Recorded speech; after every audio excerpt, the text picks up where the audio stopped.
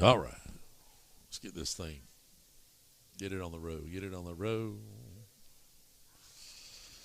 Gonna do a sound check real quick, like, and we'll get started here in just a moment.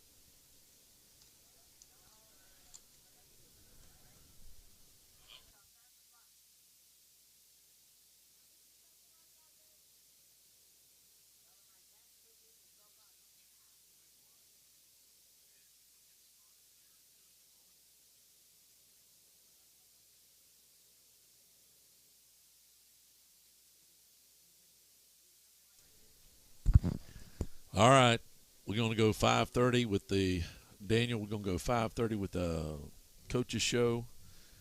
Uh, no band show today, and then countdown to kickoff after that. But that's going to put us right at starting time, 7 o'clock.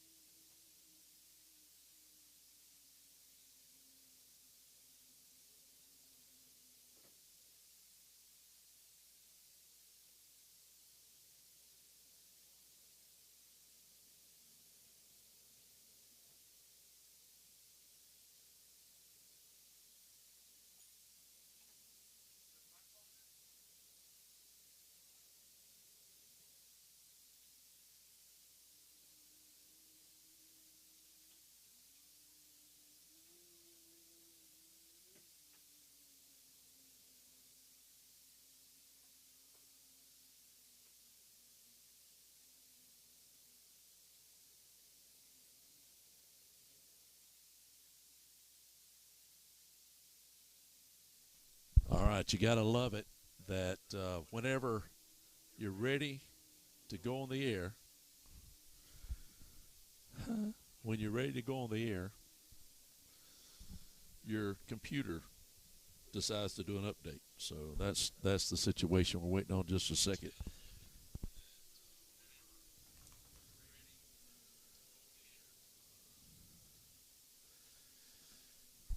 So I got to give it a few minutes to update. Specialage.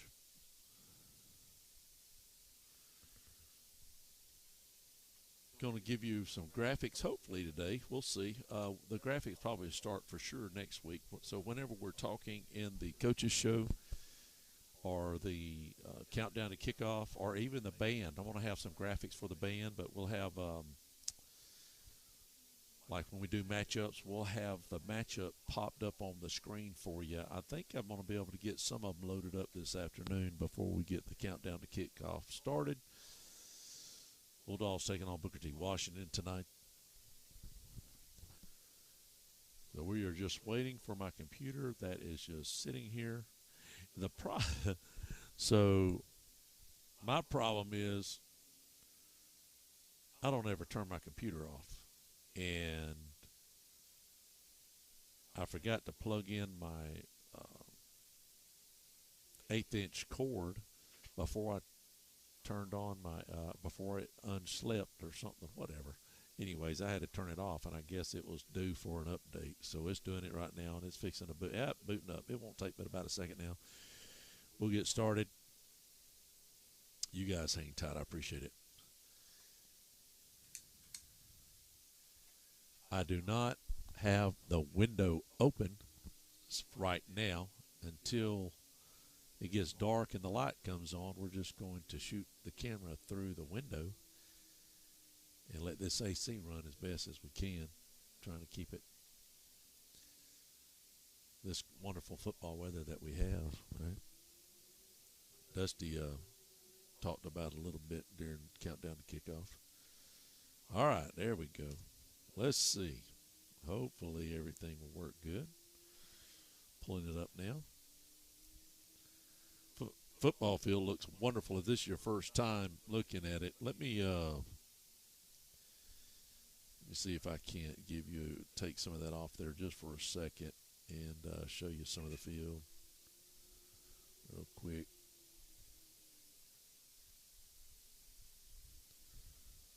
It's nice. Bulldogs on Crestview on one side, Bulldogs on the other. Yep. Looks good, don't it? All right, pulling it up right now. Daniel, I'm not going to give you but just a quick bumper. Running a few minutes behind, but really excited about the band this year and what they're going to be doing. First time ever I've heard of what they're doing. I haven't really heard of that before. I think it's going to be wonderful. I think it's going to be wonderful.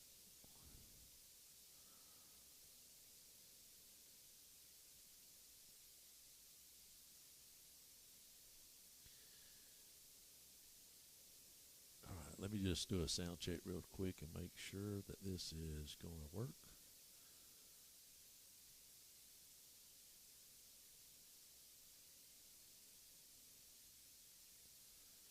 Give me a second, folks. Give me a second.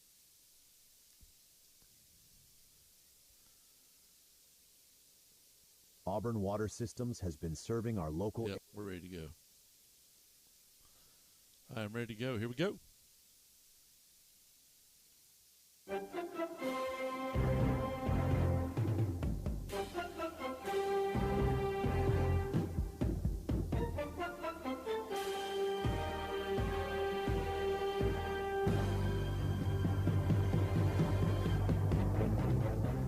Well, it's another year, 5th year for Coach Thomas Grant. Coach, real quick, before we get started on everything, I want to recap last year, just briefly get everybody up to speed.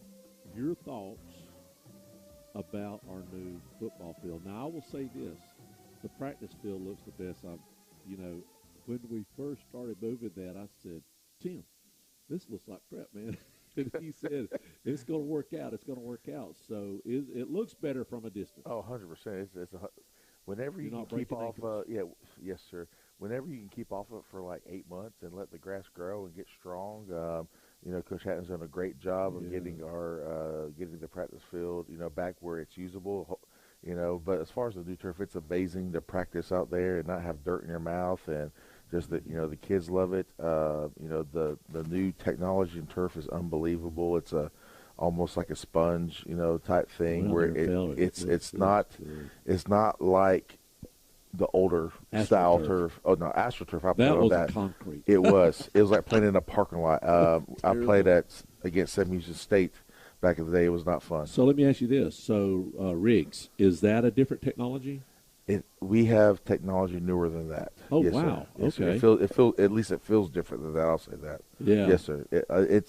It's a blessing for sure. Was for you all able our to practice on it a lot during the summer? Was it too hot or everything? Every day. Oh, wow. That's awesome. Every day. We were very blessed this summer. I've made jokes to the kids that these are God's favorites because I don't remember being that cool in the summer when I was playing football out there. So, so it must be God's favorites right now. But we always had a nice little breeze and overcast. I think the past week is when it's been getting kind of hot. I think yesterday we had to go to just helmets because of the heat, but it's been great so far. Yes, sir. All right, last year, Dogs went one round, had to go to Jacksonville. As you look back, what do you think? Maybe 2 games for sure. If we'd have played it 10 times, lost 8 or 9, maybe, I don't know. Yes, sir. Pace and Choctaw? Pace and Choctaw, that was probably – Pace, Choctaw, and Mandarin were definitely our worst played games. Pace, that offensive line, I know they had, Clemson and Auburn. They were monstrous last year. I'm hoping that, we kind of take on that role this year with 5 returning starters. That's awesome. I think one kid, the Grant Wise kid, he's going to have a chance to either start or play as a freshman at Clemson. So, that's probably – offensive line is probably one of the hardest positions to do that as a, 18-year-old freshman coming in just because there's grown men up there. But he's a grown man too, so it's pretty exciting for that young man. I think, what was we, 6-4, then yes, the sir. playoff game. Yes, so, sir. And then we lost the Milton game right off the bat by 1. Yes, sir. I definitely wish we'd had them a little bit later in the season when we were rolling, but, but then we lost the second game. That actually would have put you in a better situation than the 8th seed. Yes, sir. To happen to play the best team around, to be honest with you. That was an unbelievable Mandarin team. The talent there is just crazy. They pull from a lot of kids. I know before the game, their coach said they lost 5 Division I guys after spring. And I was like, man, that's incredible to still have a team like that after losing that many talented guys. But, we can gather, 5 D1 guys in the last 50 years. 40 at least, Yes, not sir. that many. It's not that many just in Okaloosa County to begin with, to be honest with you. And these are, Power 5 guys, not just one guy. Yes, sir, like Oklahoma, not Miami of Ohio. Yes, sir. Which look, that's incredible in its own right. Sure, but yes, there was just a little.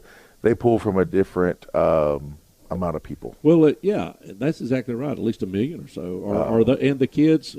Over in Jacksonville, but the kids themselves, when they've got 12, 15 high schools to go to, and everything's open or whatever, they just bust them in or do whatever they got to do.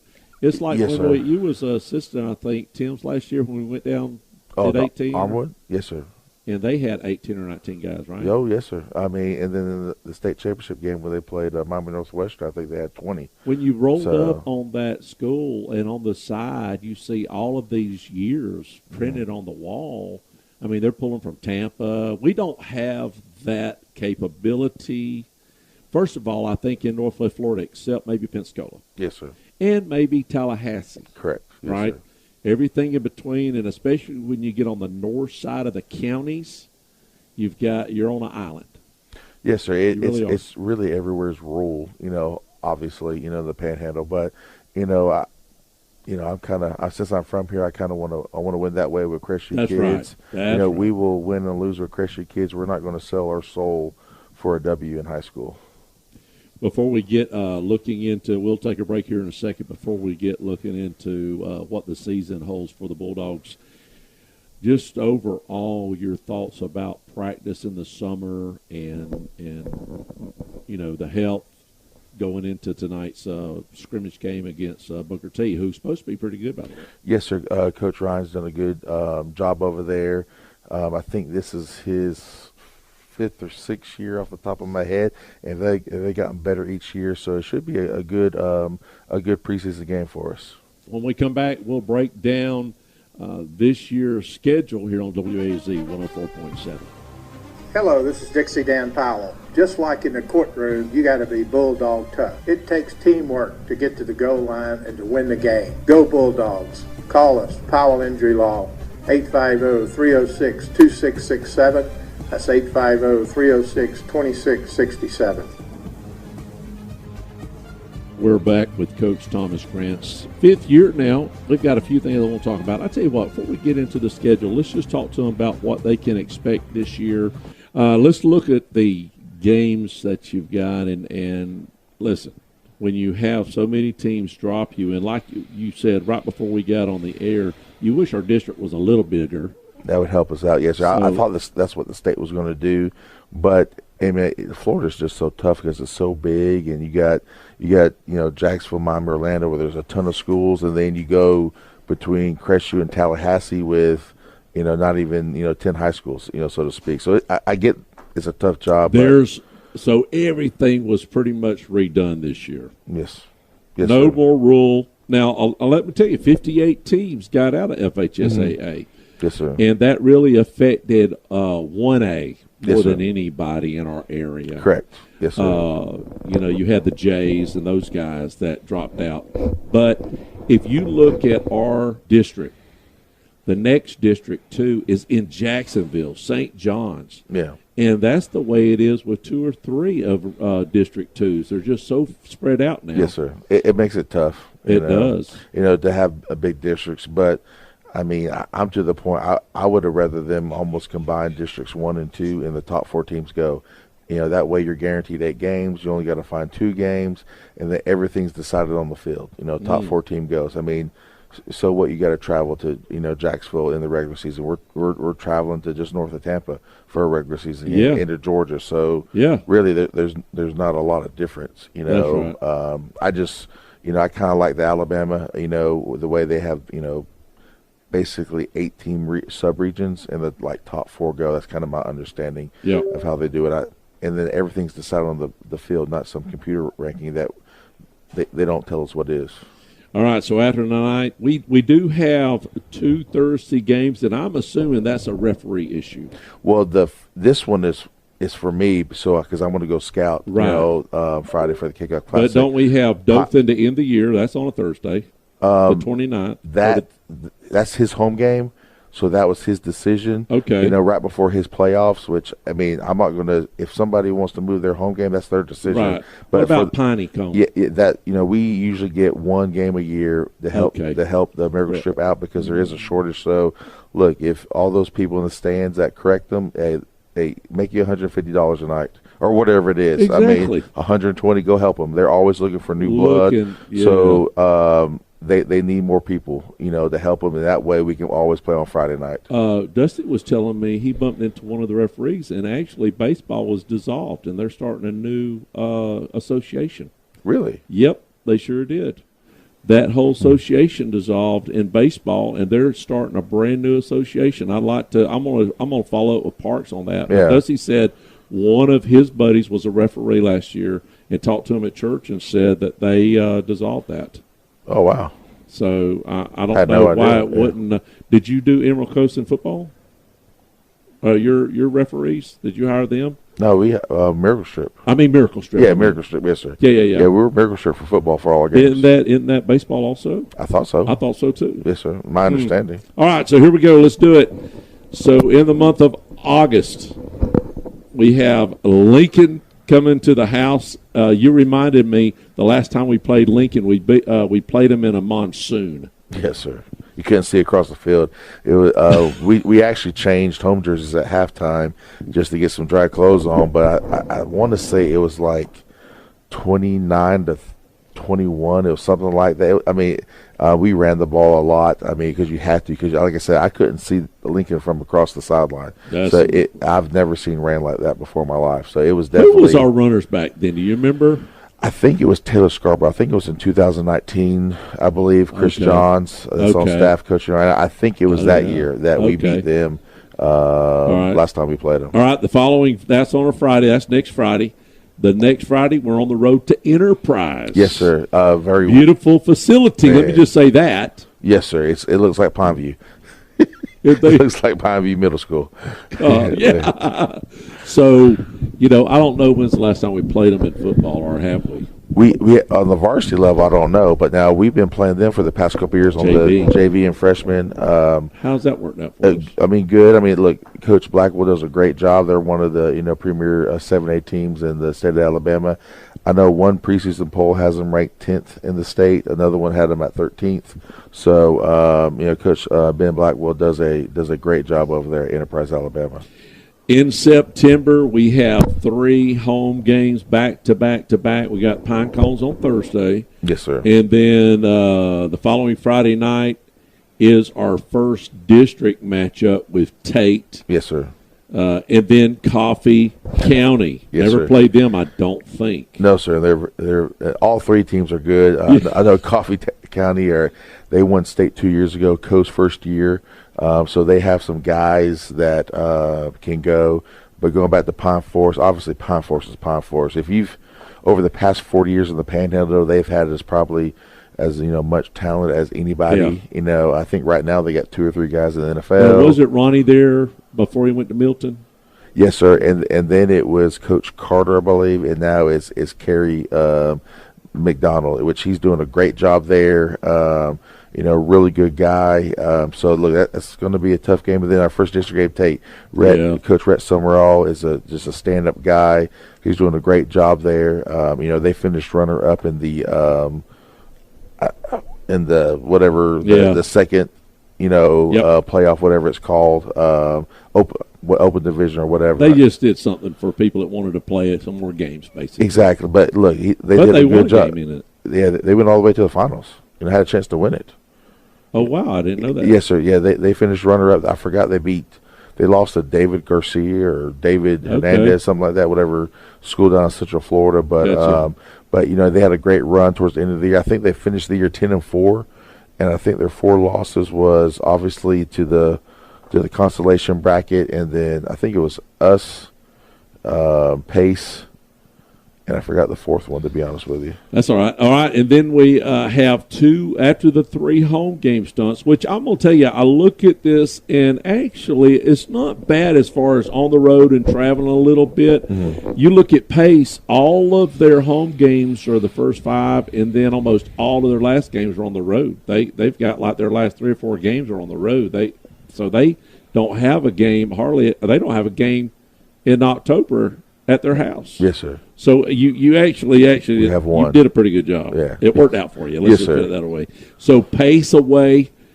and Mitchell. Yes, sir. Like you said, that's what, Port St. Lucie, I think? Yes, sir. It's like north of Tampa, Trinity area. Things the exact thing, but the closest big city is Newport Richey. Okay. Newport Richey. Newport Richey, yes, sir. But I think they made the playoffs 4 out of the past 5 years. The coach down there does a good job, good team. The preparation of that will be hopefully in the playoffs where we got to get on a charter bus, got to take a long trip. How do we treat it? How do we handle ourselves? So it's kind of hopefully foreshadowing for a playoff run, and then Pace is Pace. They're probably one of the best coached teams in the area. They do things the right way. So they're just over there reloading. You have a week off after Mitchell. Yes, sir. And then we have homecoming against the Goldens, the University, which is actually home. Yes, sir. So that is our last home game, too. So a big game for the Dogs. Oh, yes, sir. Look, anytime you play Nashville is probably the best rivalry in the Panhandle between us. And then we put homecoming on top of that. What I hope don't happen is the band and everybody leave at halftime to go to I think we got to have a packed house. it could end up where Niceville's got more people in the stands than we do if we're not careful. I'll say this. I know back in the day, in the 90s and when I played, Standing room only. Nobody left for the dance. That's a personal decision. It's going to be a personal decision this year. So look, it is what it is. If there was 10,000 people in the stands or one person in the stands, both teams are going to be out to, draw blood. Yes. So, I mean, it is what it is. Like, I don't even hear what's going on, whether it's the band. But I get it for the kids and all that. I just, we're going to be ready to play. Hopefully, our supporters, the people that truly support us will be there for the game. Yep. Last 2 games on the road. Our last district game against Navarre. Yes, sir. And then we go to Dothan on a Thursday night, which they combined 2 or 3 high schools up there to make one. Oh, yes, sir. And Coach Dick Kennedy does a good job. I mean, he's a fire plug, to say the least. I always enjoy talking to him. So that would be, that's one of the tougher games on our schedule to end the year, hopefully to get ready for the playoffs. And then, Coach Bigley does a great job. They're looking to, bounce back this year. I know he has them right in the weight room, and just a good man that's doing things the right way there. So looking at the schedule, it looks like somebody was trying to get a whole lot of points because some of these games, Coach, I'll be honest with you, you really don't have I don't want to say any team, but you really don't have an easy game. No, where sir. you can take off a week, per se. You know how we used to do There it? is no directional schools on that, like in college where we're playing Northeast. That's right. Like the Seminoles or Miami, they're playing, the Southeast, whatever. So, look, to do something special here, you have to be battle tested. You're not going to, we have to be in uncomfortable situations, in the fourth quarter, or be in a comfortable situation to end the game in a 4-minute drill. So, good teams want to play good teams to get better, and that's what we're going to do. And kind of what we preach. Obviously, we want to be district champs. So all those games leading up to our first district game and in between, is hopefully preparing us for our district. So we are ready to go. We'll start breaking down your kids next week. Who your starters are going to be. I know you're still trying to probably work some things out, but since you've been here, your game plan as far as the overall look of your offense, is it somewhat the same, or have you had to adjust certain things based on your talent? Like this year, we've kind of tweaked a little bit, but we're still going to be a physical, tough-minded team. Like we've preached to the. Are you open, or? I mean, look, we're going to be a little bit of both. I mean, there are going to be some different formations. But we want to get downhill. I mean, we return a lot of athletic running backs and guys that can run the football. We return 5 starting offensive linemen that have started at one time in their career. Right now I feel comfortable playing 7 offensive linemen, to be honest with you. So there could be some packages where we can be in 10 personnel where it's 4 receivers and it looked like 5 years ago with Coach Hatton, or it could be a situation where we got a lot of beef up there where hopefully we can, bully some people and, come off the ball and make them like old school, hit them in the mouth. I understand you got a pretty good little backup quarterback. Do you have a package for him and maybe Zai doing something else? Oh, absolutely. We're always, Brock's done a great job. He's earned the respect of everybody in the locker room as a sophomore, which is a lot harder to do. We've only had a couple quarterbacks play as sophomore, but correct. When you've got a guy like Zai, you just got like when Brock goes in, Zai will go out wide in the slot. We'll kind of move him around a little bit, and just look See what happens and look at the matchups. If somebody's going to leave him 1-on-1, we'll take our chances. That's right. If they put 2 people out there, then that's going to open up 1-on-1 matchups for our other receivers. Which there's a lot of young guys that are going to do some big things, I think, this year. And then also takes a guy out of the box. So it kind of helps us, whether Zai's at quarterback or Zai's at receiver, he's going to command a lot of attention. All right, so before we go, let's just break it down for the folks. We got Booker T here in just a second. What are the fans going to hear and see on Huddle? What are they going – well, I think Coach Hatton might have changed the whole format because back in the day when you played, we just played – 2 quarters, maybe JV, and 2 quarters Rivers varsity and just went balls to balls? Yes, it was something like that. It's more scripted now. Yeah, it's like, so we'll start out with a special team, and then Booker T will get 10 plays from the minus 30, and if they score and say 8 plays, they still go back. Get 2 more plays. If there's a turnover after 5 plays, they still get 5 plays. They're going to play 10 snaps. 10 snaps of offense. And as the ball moves, they move? Yes, sir. Okay. It's going to move like a regular game. Okay. Everything's going to be like a regular game. It's just that they're going to get 10 snaps. Yes, because I've been in situations where if you just play 2 quarters, you're not. You could get in a situation where you don't get the many snaps, and you're not. I want to evaluate. Like, I have a list of, all right, I want to see this person with the ball in this play in this situation and see how he handles it. So we're still evaluating who can do what, and I just think it's a better way to evaluate What's kids. the total amount of offensive plays for each team? For the first one-on-ones, it's going to be 28, and for the backups, it's going to be 28. Okay. And then, so 56 total plays. It's going to be 10 from the minus 30, 10 from the minus 30, 8 from the plus 20, red zone period. Okay. So, yes, sir. That sounds great. For both units. So it will be able to evaluate, and there'll be special teams in between each. So I'll make sure you have a script up there for the booth. Awesome. Appreciate it, Coach. Yeah. Thanks. Thank you. Go Dogs. Go Dogs.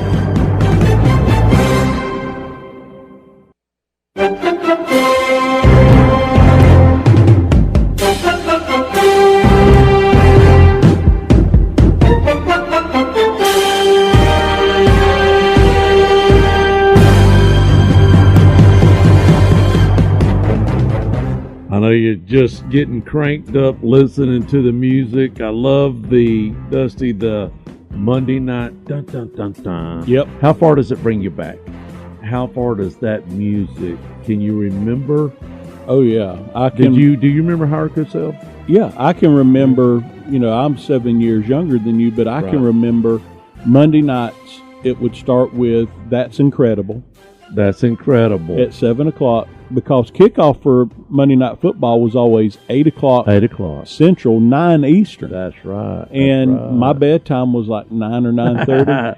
And I can remember many a night sitting there thinking, okay, can I make it to halftime to watch halftime highlights? Oh, because that's there right. was no ESPN. And there was, you only got to see a couple games on Sunday. That was it. CBS and NBC, whatever they carried, that's all you saw. That's right. And so you were waiting for those halftime highlights. And I can remember sometimes kind of faking / pretending that I was asleep on the couch just to wait to hear them start halftime highlights so I could watch them. But yeah, it's doesn't seem like it's been too long ago that we were in here in the broadcast room recording Countdown to Kickoff for what would have been the only playoff game that the Bulldogs had last year against Mandarin. And here we sit a few months later, blink of an eye, and it's a nice, comfortable 96, 97 degrees outside and feels just like football weather. Well, the Bulldogs last year, like you said, we actually had a really good season. We had, I think, 5 wins in a row there. We had 2 losses that I don't think we would have won 9 times out of 10 against Pace and Choctaw last year. But losing to that Mandarin team over there, that was just a totally different creature. And now we're sitting here looking at the teams that we normally cover, and a lot of things have changed. Actually, Dusty, we went back to old school in a way. Yep. Right? We have. No rules this year? No rule division. Well, there are rules, but no rule. Right. Division. Our words slur a little bit. Yeah. So you got to, yep. So the last, 4 or 5 years, we had a rural division. Yeah, probably the last, 5 to 7, because I know whenever Baker won their state championship back in 2020, it was the rural division then. But yeah, so we've gone back to 1A through 6A. 5A.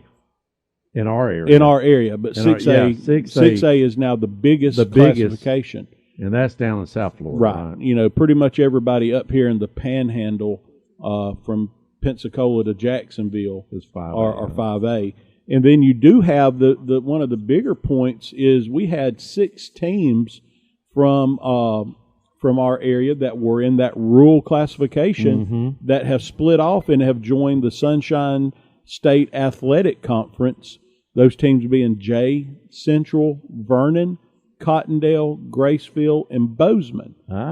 Yeah, they had those schools, and most of your smaller schools, including Baker, for years have had kind of a gripe that, they're having to play for a state championship against the likes of Madison County, Pahokee, Hawthorne, Belglades. And even though they're 1A schools, what they pull from is completely different than what these rules, 1A schools up here and pull didn't from.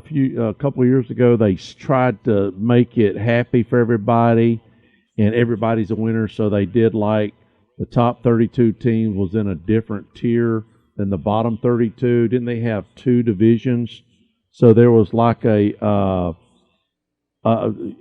you was 1 through either 16 or 32, I can't remember. And then whoever's left, if you wanted to play, you could play for like second-hand championship. Right, and if you think about it, they actually did that with all classifications last year. That's right. Yep, they did. Not too many teams, I think, went along I don't with think that, because I haven't really looked that deep at it, but I don't think that that's even a thing this year.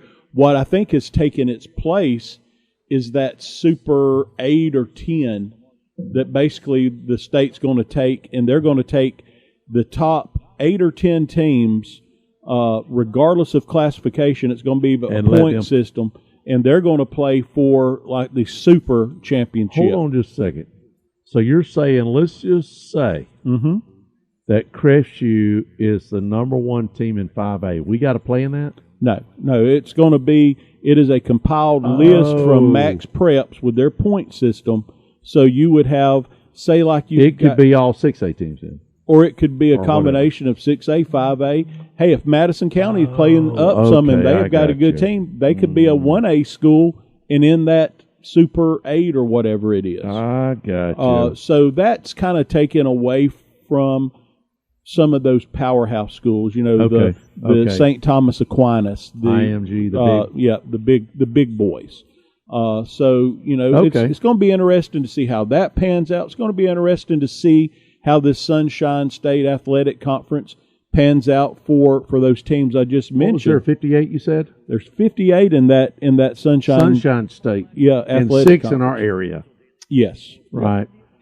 So what we're going to do is we're going to go over the classifications, the regions, the districts, and then we're going to look at most of their schedules and just get an idea, see how hard they are and everything. But right off the bat, Baker has a couple tough teams in their division. Yeah, you look at Baker, they're moved from that rural division.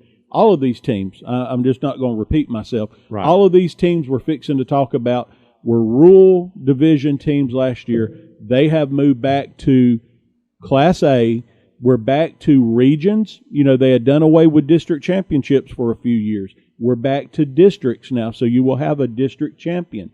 So at least 1 and 2A, most of them was rural, right? Or right. A lot of them? For District 1 and District 2. Yeah. But Baker this year in Region 1, District 1, they'll have 4 district games, and those games will be against Bluntstown, Holmes County, Northview, and Port St. Joe. Historically, you could have said Holmes County might be one you could chalk up for a win, but the last few years, Holmes County has had some decent ball teams. Not bad. The one team that has really kind of struggled the last few years is Northview, and something just tells me Northview is kind of like that sleeping giant. Everybody, you don't want to go in the room and wake him up, because if you do, they can cause trouble. And that's Northview. I mean, it wasn't 6-8 years ago, right before Baker had their run to the state title in 20. Northview was there playing, good football into the playoffs on a regular basis. And I think it's just a matter of time before we see Northview get back there. Yeah. Bluntstown, they're going to be in the mix. Port St. Joe is another one of those schools. If they've got it going, they're a team that's going to be. So that is a tough district really for Baker. 5 teams: Baker, Bluntstown, Holmes County, Northview, and Port St. Joe. So Baker's going to, Northview, I guess, has the longest drive, or them or Port St. Joe when they play each other, right? Right. Yeah, that's going to be your furthest, 2 hours at least. Maybe 3. Probably pushing 3. Yeah. So Thursday night football. It's like Sunday morning. If you know, you know. We've been talking about it since 2003. We've been doing countdown, right? Or 2004. Yeah, this is starting our 23rd year. 23rd year. Some of the teams will change. Now, listen, some of these teams, we may not weekly talk about them, but they'll get in the mix when they play teams on our coverage area. May even throw in some, Bruton teams or Florella and Andalusia. Talk about some of the teams that we tried to play and they didn't want to play us, or we got our schedule. Dusty, we had 3 or 4 teams drop us this year, so right. We've got. Rhett thinks it's the hardest schedule in the history that he knows of. Wow. And we'll go over it here in a little bit. I mean, what was it, a year or two ago, we were talking about the strength of our schedule, and to know it's even a little bit tougher than that, that's saying something. It's amazing. And we'll go over it here in a little bit, but there's really not a laydown. And before we move any further, because I don't want to get too far into this, we didn't even talk about the fact that all Okaloosa high schools will not play a game at home on grass this year. On grass. No grass. Everybody has gone to the pro turf. It's not really artificial turf like we grew up knowing, the stuff AstroTurf. Yeah. Remember that? This is that, they call it pro turf, Synthetic type grass. It's longer than they come in and fill it with ground up tires, I think, a lot of times. I think so. And it kind of helps it stand up straight, and they can put as much as they want to. And it's kind of interesting. It's kind of funny. I saw Coach Brunson from Baker last week at a wedding, and got to kind of joking around with him. I said, "Well, you're gonna have you a hard time trying to water the football field down to slow an opposing team down." And he kind of chuckled. He said, "I'll have to figure out something to take its place." Right. Kind of tongue in cheek, but it's going to be interesting because I'm kind of a traditionalist. Yeah, I like to see dirt on the players. I like to see them getting dirty. That's right. You're not going to see that now. No, I like whenever you get a game going, it's maybe a little wet on the sidelines, and somebody gets tackled, and they get up and they got mud all over them. But guess what? It's going to be good for the guy that's looking for the line. Now that is true. You will have no problem with that. No issues with knowing where the ball's at. It's going to make for a good video. And no more having to get a sideline report for the field conditions from Scott. That's right. Poor Scott. That's one less thing he'll have to talk about, which he didn't really help us out a lot anyways. Class 1, Region 1, District 2, really the only team in our area. There's, 2 teams in our area? 2, yeah. Yeah, you got Chipley, and then, believe it or not, Mariana. Mariana went to 1A. 1A, and I've got a friend that lives over in that area, and I've asked him probably here in the last 2 or 3 months. We were talking about just how this area is growing, and his family is from Mariana and still lives over there. And I said, "So Mariana, is it really growing?" He said that is probably one of the few areas of Florida that's probably actually declining in size. People graduate, get jobs, get married, and there's nothing there really. Yeah. So they move off, a large majority of them, and there's nobody's really coming in to take their place. How high did they go? 3 or 4A? I can't remember. They back when might have been a 3A. Last few years, I think the last 3 or 4 years, they were 2A. Yeah, because they was playing Walton in the playoffs and stuff like that. Catholic. Yeah. They've got 3 Tallahassee teams in District 2, FAMU, McClay, and North Florida Christian. And then in Class 2A, Region 1, District 1, you got Destin, Freeport, Pensacola Catholic, and Walton. We've got a new one. Yeah. Now West Florida Tech used to be in this mix, right? Don't you remember they was always playing on? They were. So Freeport moved up in here in Class 2, District 1, and Destin. Yeah. Freeport actually was there the last 2 years. The last cycle, they were there. So West Florida Tech moved to 3A. Yes. And the team that, is really going to have, I might be wrong, and I think it's maybe early on, because they're still getting their fins under them. We'll say that. and that's the Destin Sharks.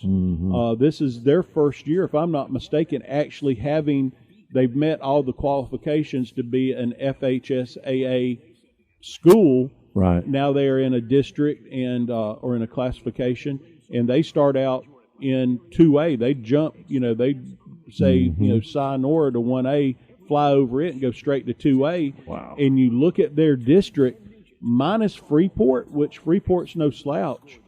You got Catholic and Walton, who the last few years have been teams that have been fighting for that district crown. That's right. District 2, only 2 teams in our coverage area, North Bay Haven and Rutherford, but they also have Florida High out of Tallahassee and Gadsden County out of Havana. So, we'll cover a couple of those teams, possibly a lot, because they'll be playing some of these others. Class 3A, Region 1, District 1. Yeah, we start getting into our core of our Escambia, Santa Rosa, Okaloosa County teams and Walton that we really kind of focus on. You've got Bay, which Bay has had some very successful seasons the last few years. Pensacola really kind of been struggling. They've shown some sparks of maybe trying to turn the corner, but just haven't been able to do it. Who's got yet. the wash bucket? That is Pensacola and who got it from last year? You remember? Is it Escambia? Pensacola and Escambia. I can't remember who won that. We'll figure it out in a second. But then you got Pensacola and you got Pine Forest, South Walton, and West Florida. So just kind of looking at that district and how those teams have kind of played and everything the last few years, automatically my eyes go straight to West Florida and Bay in that district. Okay.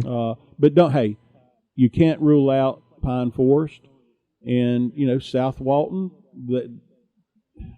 There's so many as we start this year. Variables you don't know yet. You don't really know, but you really don't. It's going to be a good district. Pensacola, I think, unless something has changed big time for the Tigers, I think they're going to be on an uphill climb from week 1 probably. So another classification, Class 3A, that District 2 is way over there on the other side, Tallahassee, Live Oak, Crawfordville, and Glen St. Mary. So we won't be covering any of those teams. So we're moving into Class 4, District 1, and that got a little thicker this year, Dusty. Yeah. You're talking about a 16 district over there, so half of your schedule, if you're Class 4A District 1, is going to be district games. That's right. And you look at the teams in that district, and you got to start with Choctaw. Just such a team that's really the last 2 or 3 years has turned the corner. And great recruiters now. And from what I've seen early on, there's really no indications or signs that that's going to be changing this year. And they got our best receiver too from Crestview. Really? They did. Ain't no telling what they're paying them. Heaven help me. Yeah, they've raped a lot of teams last year too. But they got our best receiver. I want somebody to call me out on that if you don't believe me, like they did last year. They had gotten 17 transfers last year that come from different schools. But, yeah, they're the team to beat. Yeah. They got it rolling right now. Escambia, has kind of been, kind of down the last few years. Not that they've had bad records, but from where they've been previously, kind of not where they would expect themselves to be. Fort Walton Beach is a team that's really struggled. It's going to be interesting to see how they adapt to this schedule with this new district. Gulf Breeze struggled the last couple of years after having a few years of some good seasons. Milton coming off a very strong season last year. And then Washington has been another one of those teams that has shown some spark, but really just hasn't been able to sustain it.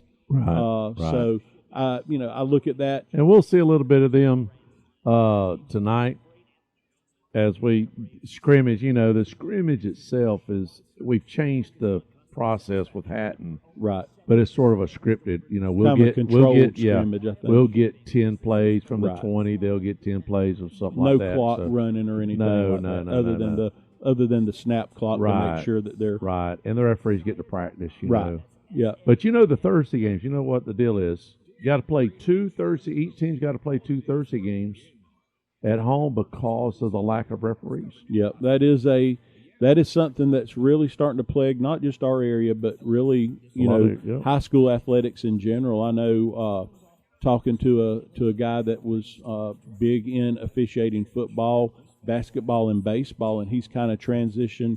I think he's going to try to emphasize a lot of his time on baseball now. Okay, and they're trying to get some baseball and they guys. actually have formed a new officials association because of the one that called baseball last year dissolved, folded, or whatever. Oh, wow. And so I think all the officials that were left from that have come over and started this new this new league. You know what, Coach Gillis, of course, he retired, but you know what he paid last year for? He said that if you had 3 umpires, 3 referees, or for calling baseball. Yeah, umpires, yeah. And you did JV and varsity, it was almost $800. Wow.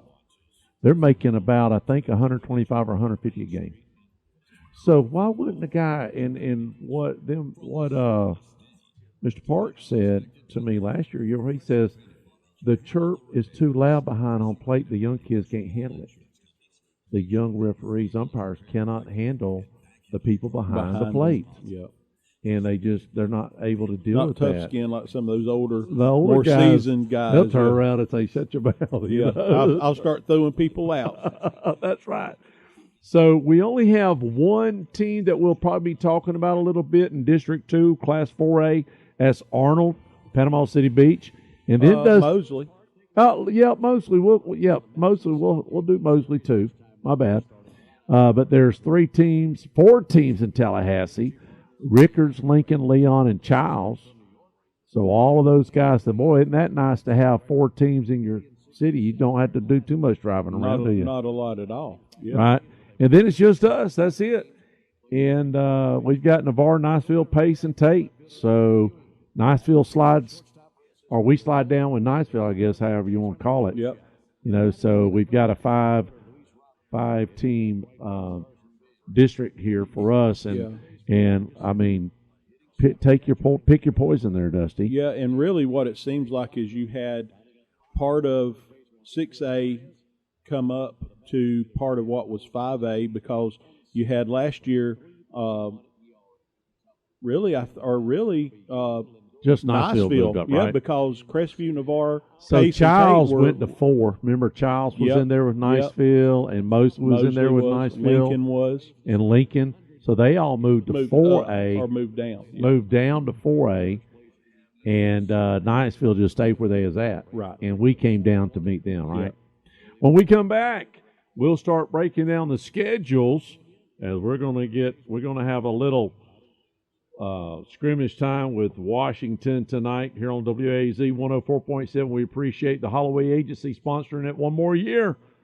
We'll be right back. This is Dusty Holloway, owner of the Holloway Agency, and we are proud supporters of the Crestview Bulldogs. The Holloway Agency is your locally owned and operated independent insurance agency, and we offer a full line of coverages for all of your home, auto, business, and life insurance needs. Our offices are located at 168 West Woodruff Avenue in historic downtown Crestview. Feel free to drop in, or you can give us a call at 850-682-1900, or you can go to our website at www.thehollowayagency.com. Go Dogs.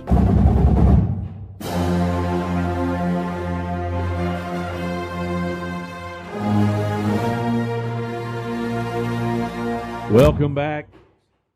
2026, what did we say? 23, this is our 23rd countdown to kickoff? It's just water off of the duck's back. Hey, I guess. Hey, you remember when we used to do it out at, because when you was calling the games with me, and I guess you did it for 20 years or so. I don't know how long you did it for. About 24. I've got a new guy this year. Who is going to be doing Coach it? O.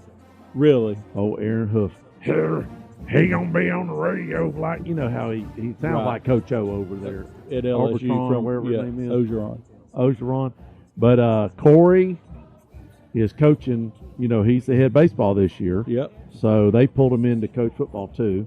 Gotcha. And I was going to get the Dean boys, and they said they'd help us some, but they never could commit. So I just went ahead and asked Coach O, and he said, "Yeah, he'd love to do it." So good. So that's good. All right. Well, let's start breaking down. Let's save Baker's.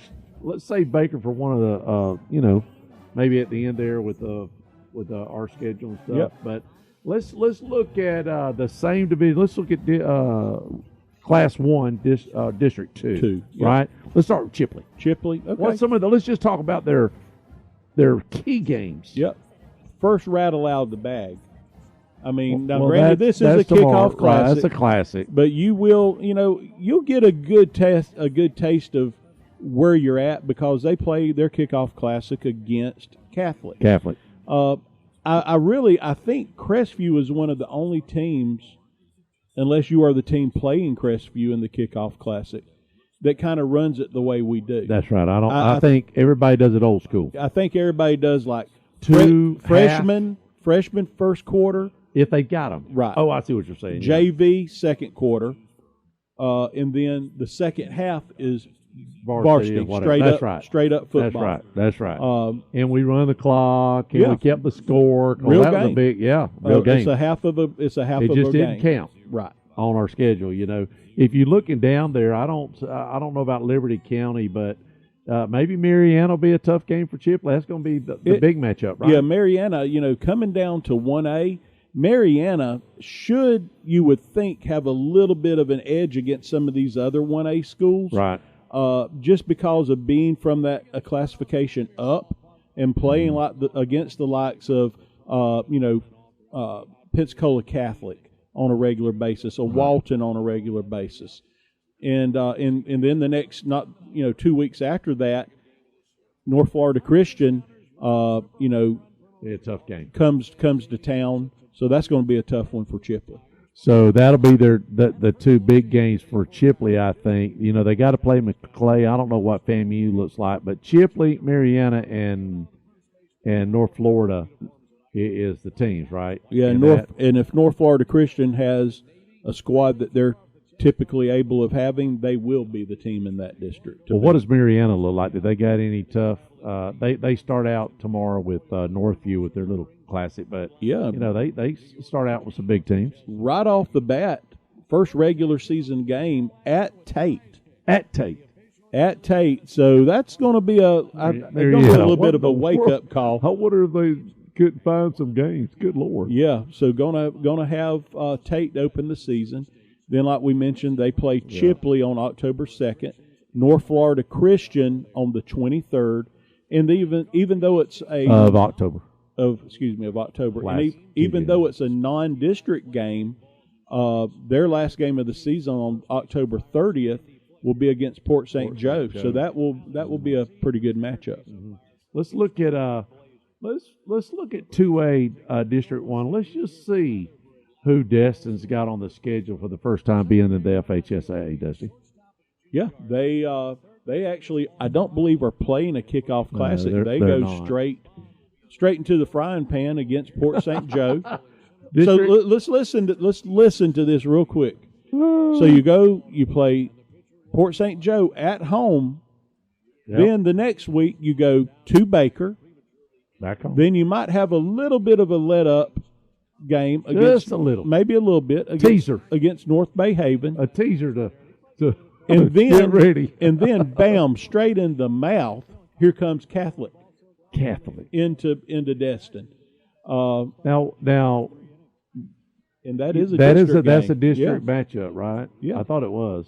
So if you're looking at it from district matchup perspective, that September 25th game against Catholic is their first district game. Yep. Then they play at Northview, and then Walton. October 9th at Walton. That's a district game. Yep. Then home against Graceville, and then at Freeport. So, my God, is all they're doing? No, they've got two. They got three. How many district games away? There's 2 and 2, I think. 2 and 2. That's right. That's right. Yep. And then they close it out with Bozeman. Yeah. Well, they maybe win 3 or 4 games. There's some wins there. There's for some them, wins without there. a doubt. How about Freeport? So you got Destin, Freeport, Walton, and Catholic. Of course, we know their big games is Catholic and Walton, which is right in the middle of their schedule. Right. The end of September and the second week in October. But anything else that might stand out on that? They're playing up a little bit, but not much. They do. They're going to play September 4th. They've got they're going to Gulf Breeze. The following week, depending on what North Florida Christian has, they host North Florida Christian on September 11th. Yep. Then a couple of weeks of some district games. Then they go to Mariana, and then the following week host Destin, and then they finish it up against Pensacola Tigers. So, other than really their games maybe against Catholic and everything, not a lot of games that really stand out as What about Catholic? Catholic's one of those teams. They're a 2A school, but they're not going to dodge anybody. No, they start out unbelievable. I mean, big games. Yeah, they're going to rattle them off. They go. They host Milton. They host Pace. Then they go to Godby, Carver Collegiate Academy. I have no idea where they're out of. I would say Alabama, maybe. Probably. Then they've got 5A. They host Navarre, go to Destin. Take off on Destin. Yep. That's a district game, but district game against Destin and Freeport back-to-back. Then they go to Tate, host Walton, and then close out the season at South Walton. So they start out really heavy. I wonder if they just did that, and I think a lot of coaches have this mentality, let's play harder than our district. Right? I would think that's a fair assessment. If they can, yeah. If they can. So that's what, having said that, Catholic is in the driver's seat, I think, for the whole district. I think Walton's going to be their biggest matchup. Yep. What does Walton got before we move on? Anything that stands out? They play up September 18th and play Fort Walton Beach. By the way, we'll probably never play them again as long as Grant's here. Walton. They dropped us. If we would have played Walton last year after the Milton game, remember Milton, we lost by one. Yep. And then we had Walton. They dropped us. If we get that win right there, we don't travel to Mandarin as the 8th seed. Right. We probably 5 or 6, something like that. Still traveling, but not as far. Not as far, and maybe not against the best team, by the way. And maybe make it Which to the they second went round. three rounds. They beat Pace and another team after us. So that's good. All right. So as far as Walton goes, anything that you think besides Catholic, we've already talked about them, looks like they got an easy schedule. They got Central, Jay, Destin, South Walton, really, Freeport, Fort Walton. I don't see They nothing. do start the season with West Florida. Yeah, they don't have a kickoff classic. No, Walton doesn't. So, I think they're games that they want to try to win. That you would consider like maybe some of their tougher matchups, minus the district games. Will definitely. Are they playing for number 2? Or are they playing for one of those at large? Based on the last 2 or 3 years, Walton is playing for a at large bid into the playoffs. That's right. Let's when we come back, let's do this. Let's take a quick break. When we come back, we'll knock out the rest of them real quick, like here on WAZ 104.7. Have you recently received your home or auto insurance renewal and are coming down with a case of sticker shock? This is Dusty Holloway of the Holloway Agency, and we may be able to help you out with that problem. Our office is an independent insurance agency, and we represent multiple A-rated carriers. Feel free to give us a call at 850-682-1900, or you can drop by our office at 168 West Woodruff Avenue in downtown Crestview for a free, no-obligation insurance review.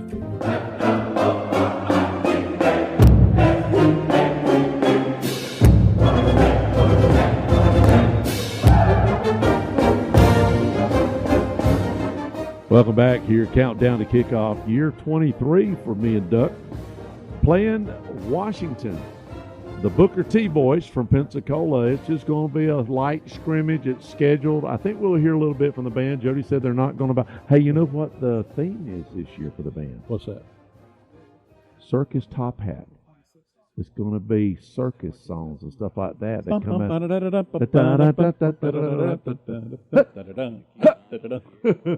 I think last year was one of my favorites, though. I'll be honest with you. James Bond. Had James Bond. I think we had Chicago.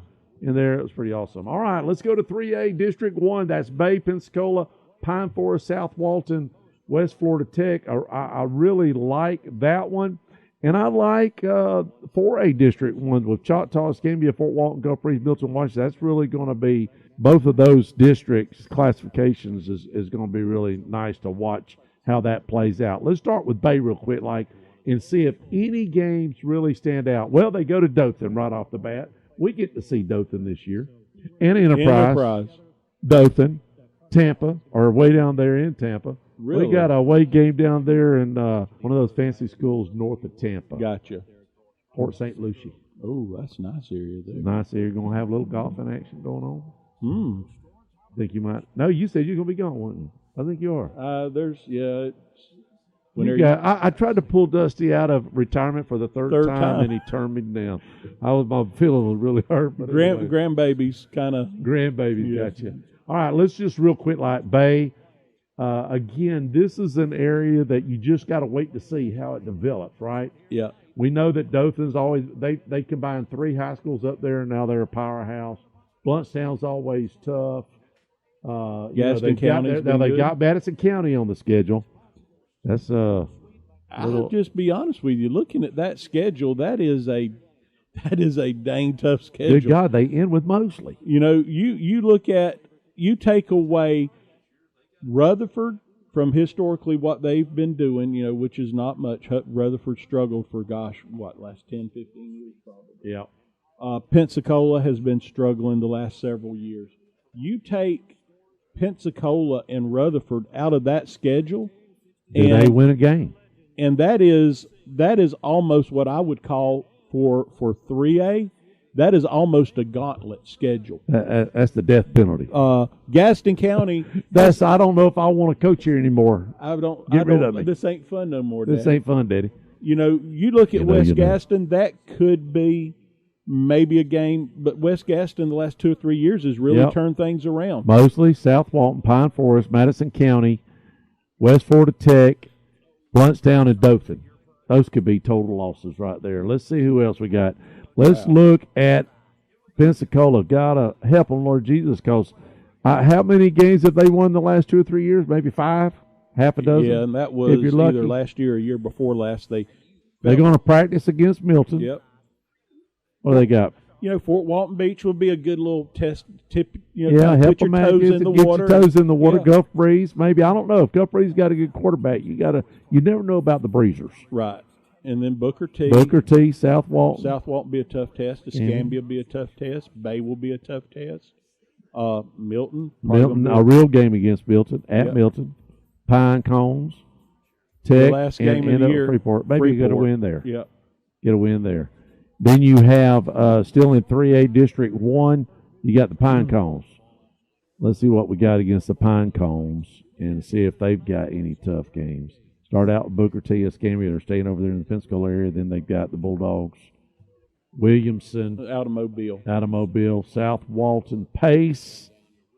They'll beat Pensacola, Bay, and West Florida Tech. Tough schedule. Mm-hmm. I give them at least 5 wins there. South Walton, let's see what the great baseball team is going to do in football this year. Now, you heard the noise. I know they had the pitcher. Friday night, we played them in a little scrimmage after meeting the Bulldogs. Okay. And some idiot up there turned on the scoreboard, which Coach didn't want. Right. And they beat us by like 7. And they've been all over Facebook, said it's their greatest win in history of South Walton. And it was just a scrimmage. Yeah, it was just a scrimmage game. Coaches were out on the field and everything. We played the varsity like Rhett said, about 10 snaps. And it has been all over Facebook, and Crestview's falling apart. Scott says people are saying, we ain't going to have a team this year. South Walton beat us. But, I mean, come on. Some guy turned the scoreboard on. I said, Rhett, didn't y'all know to tell them? He goes, we didn't even notice the scoreboard was on. I'm like, really? What are y'all doing down there? I mean, I would have. That's the first thing I'd have turned around and said, turn that thing off. Right. Because you don't need there's that. no need for it. Yeah, Even tonight, I don't think we would have the scoreboard on. No. I bet you we won't after Friday night. South Walton, anyways. They got the Breezers next week. What? Fort Walton, Little Seminoles. Are they normally good or no? They're decent. Decent. Decent. Yep. Pensacola, that probably beat them. Arnold. Now Arnold, Arnold has went up and down over the years. The coach's quarterback. We can throw it back all the way back. That's early 2000 to Jared Hale, I believe. Hale, yeah. Coach Hale. He's a coach now. Yeah. Is he still there? I don't know if he's there. I don't know. Think yeah, he's in coaching. Yeah. You know who they honored old Mickey Lindsay. Did they? Yeah, over in Milton. Pine Cones, Walton, West Florida Bay, and Catholic. So, we'll see how that goes for them. And then the Tech. Well, let's look at West Florida State. Can't go there unless you started in the 9th grade, by the way. I found that out last year. Did I tell you that? No. You can't go to West Florida Tech, brother. You got Even if you live right beside it, if you didn't start as a 9th grader, you're tough crap. Really? Yeah. They're elite.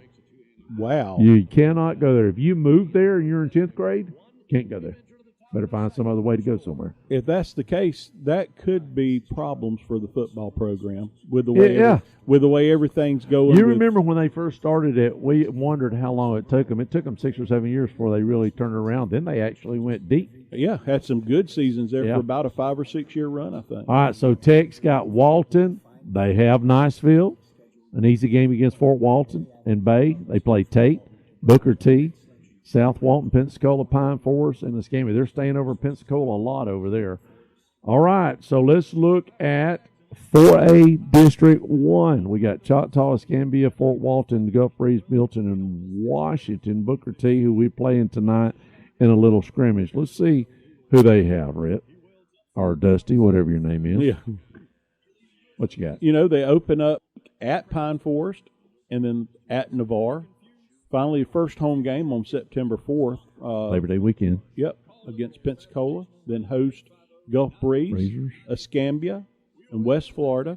So they played the whole month of September at home. They don't hit the road again until the 9th of October. And then 3 out of the 4 games in October is away. Yeah, and that would be Milton. Going to be a tough game at Choctaw. Then they host Walton. All district games right there, right? Yep, all right there. And then finish out the season at Tate. So Washington, pretty tough schedule. What about Milton? Now, Milton dropped us. I don't know why Milton was. Why would Ronnie do that? I mean, they beat us by 1. He's got a car wash in Crestview, for crying out loud. I mean, come on, man. At least come and visit us over here a little bit. Yeah. They're playing tomorrow night at this scrimmaging against Pensacola, but they open up pretty tough little schedule. Yeah, they do. They went ahead in non-district games. They scheduled Catholic. They've scheduled Tate. They scheduled Navarre, which those are typically on. For the most part, this looks like a standard Milton schedule. Yeah. Minus maybe Choctaw and Fort But Walton. they're in districts now. Yeah, but those are district games, so they have they got to play around those. That's right. So they've got Choctaw and Fort Walton, Pensacola, Booker T, Gulf Breeze, Escambia, and they end with Pace because it's not a district game now. Choctaw and Fort Walton can't play the last game anymore. Because they're in the same district. Yep. So that's nice to get back to that last rivalry game. Yep.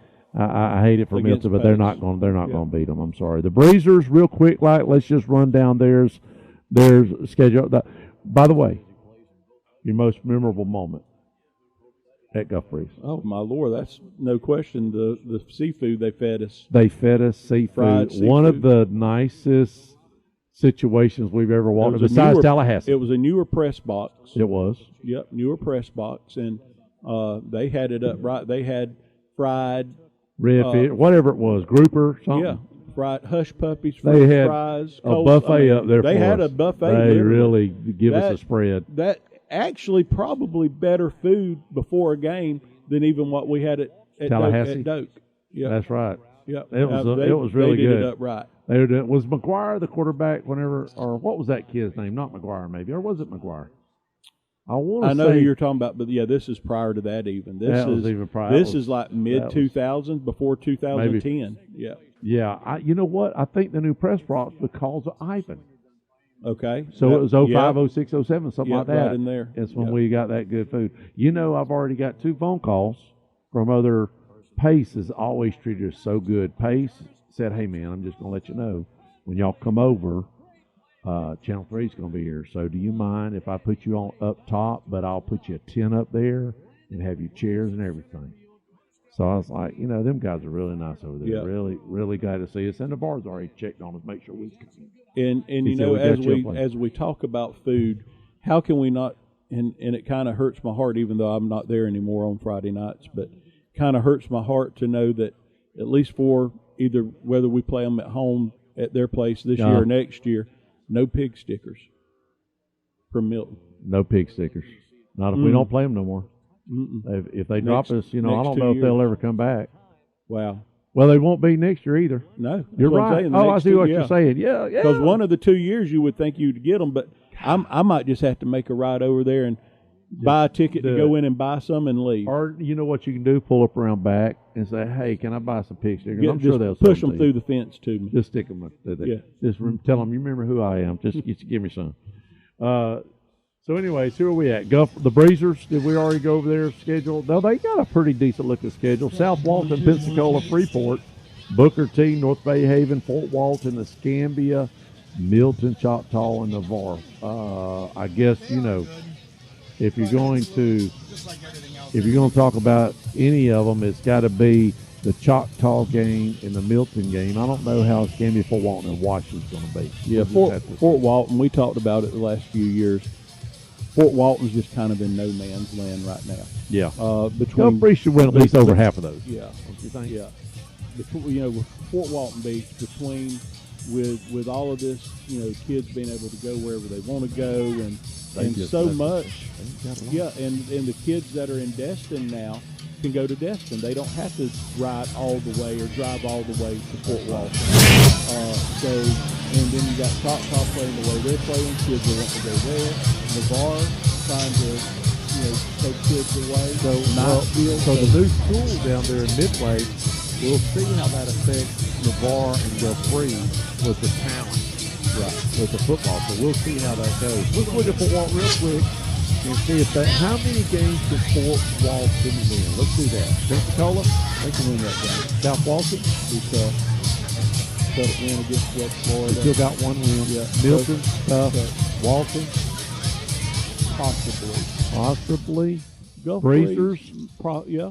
I'll give them 3. We'll give them 2 wins so far. Two for sure. For sure, yeah. By the end, yeah. Navarre, no. Choctaw, no. Escambia, probably not.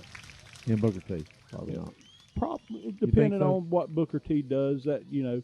Yeah. So you're looking at 3 possible wins. Three to 4. Yeah. You know, and here's the thing: the key thing for Fort Walton, you know, one of the keys is, and that's Hawk. You hate to see games like this go away because it's just part of, you know, our area traditions, you know. Yeah. It's not so much even Crestview and Fort Walton because until the 2000s, we didn't necessarily play Fort Walton Beach a lot.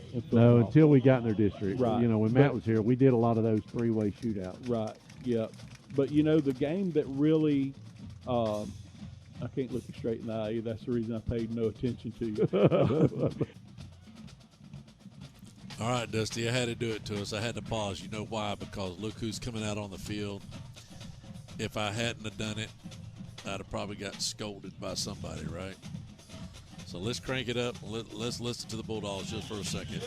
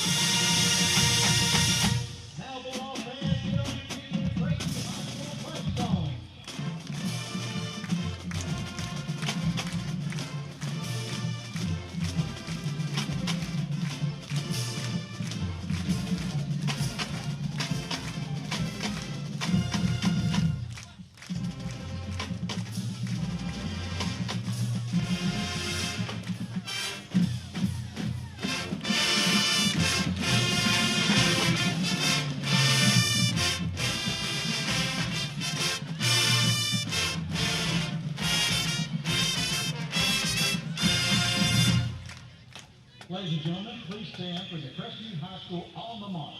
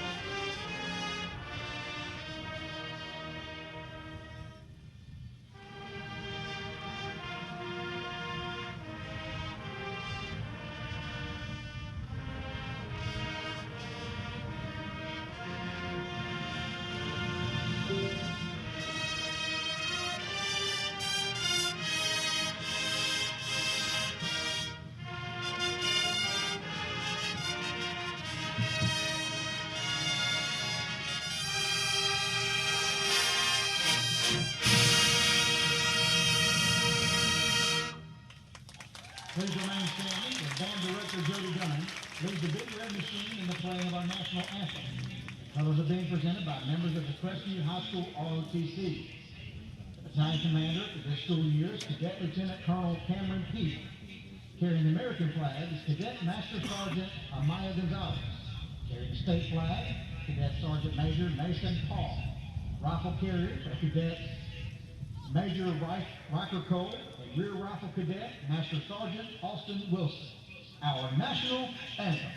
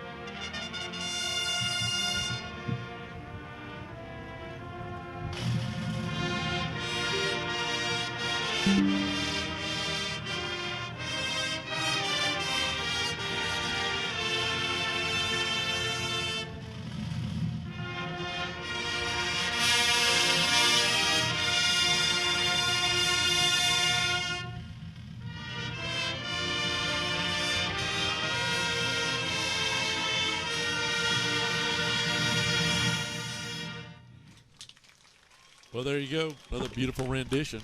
Are they going to play anything else? Listen, we've got the circus big tent this year. That's the theme. Let's see if they're going to play something else. Most definitely want to get them on the microphone if they're going to play something else. The flag guys showed up a little late to the game, but that's all right. We're doing the low-key. It's hot outside. Coach O's with me this year. You know you got nicknamed. As soon as I heard you speak the first time on the microphone, you got nicknamed Coach O. You know why, right? Yes, sir. Thank you. I was waiting for you to speak so everybody will know why do you call him Coach O. And he's back in the game too, brother. LSU. Yes, sir. I seen that. It's going to be nice. All right, so I'm waiting to see if the Big Red Machine is going to – nope, they're getting off the field. We're going to take a quick break, and we will break it down for you here momentarily here on WAZ 104.7 and the YouTube page of WAAZ.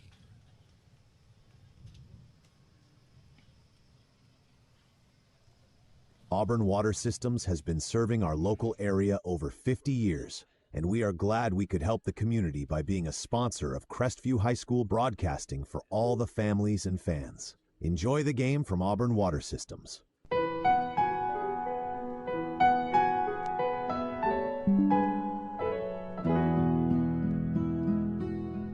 Hello, friends. This is Brandon Martin, General Manager of Blackwater Golf Club here in Crestview, Florida. From the newly renovated 18 holes to the Top Tracer driving range, Blackwater has something to offer for everybody. Open 7 days a week for the best pricing. Book your tee times in advance on our website, golfatblackwater.com.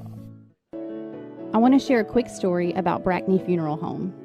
We recently lost our grandmother, and thanks to the kind, professional, and caring staff, it just felt like being with family. She had made all of her decisions in advance, so it was a very seamless process. So thank you, Brackney Funeral Home, for treating our family like yours. If you don't know where they're located, they're at 480 East James Lee Boulevard. That's Highway 90 right across from Twin Hills Park. And their phone number is 850-683-9898. We highly recommend Brackney Funeral Home.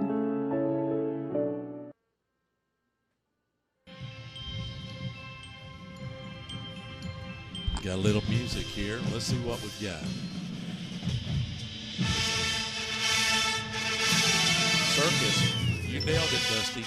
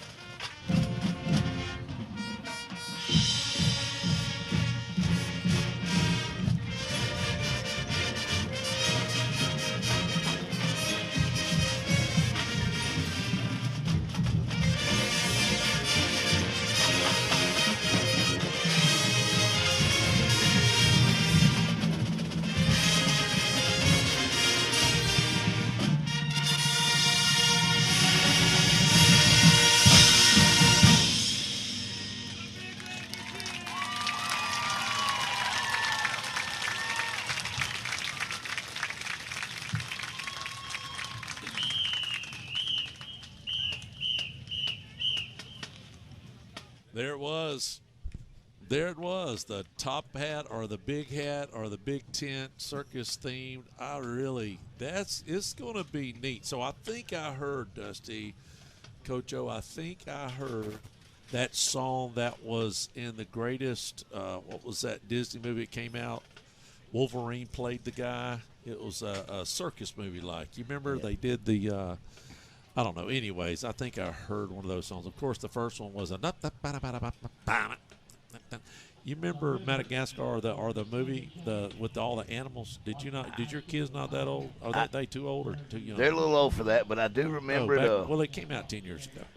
I can't remember. You know that one zebra would go around singing it.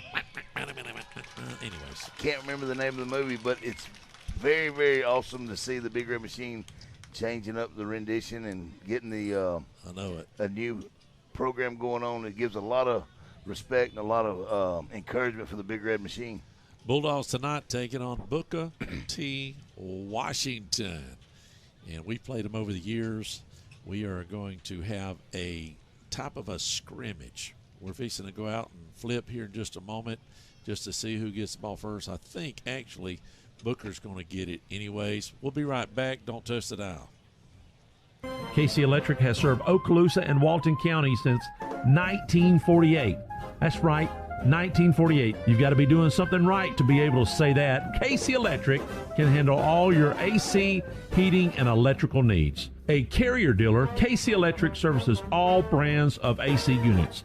Give KC Electric a call, 682-3037. That's 682-3037. Listen up. Do you need a new roof? Do you need roof repair? Well, I have a company just for you, CQ Roofing.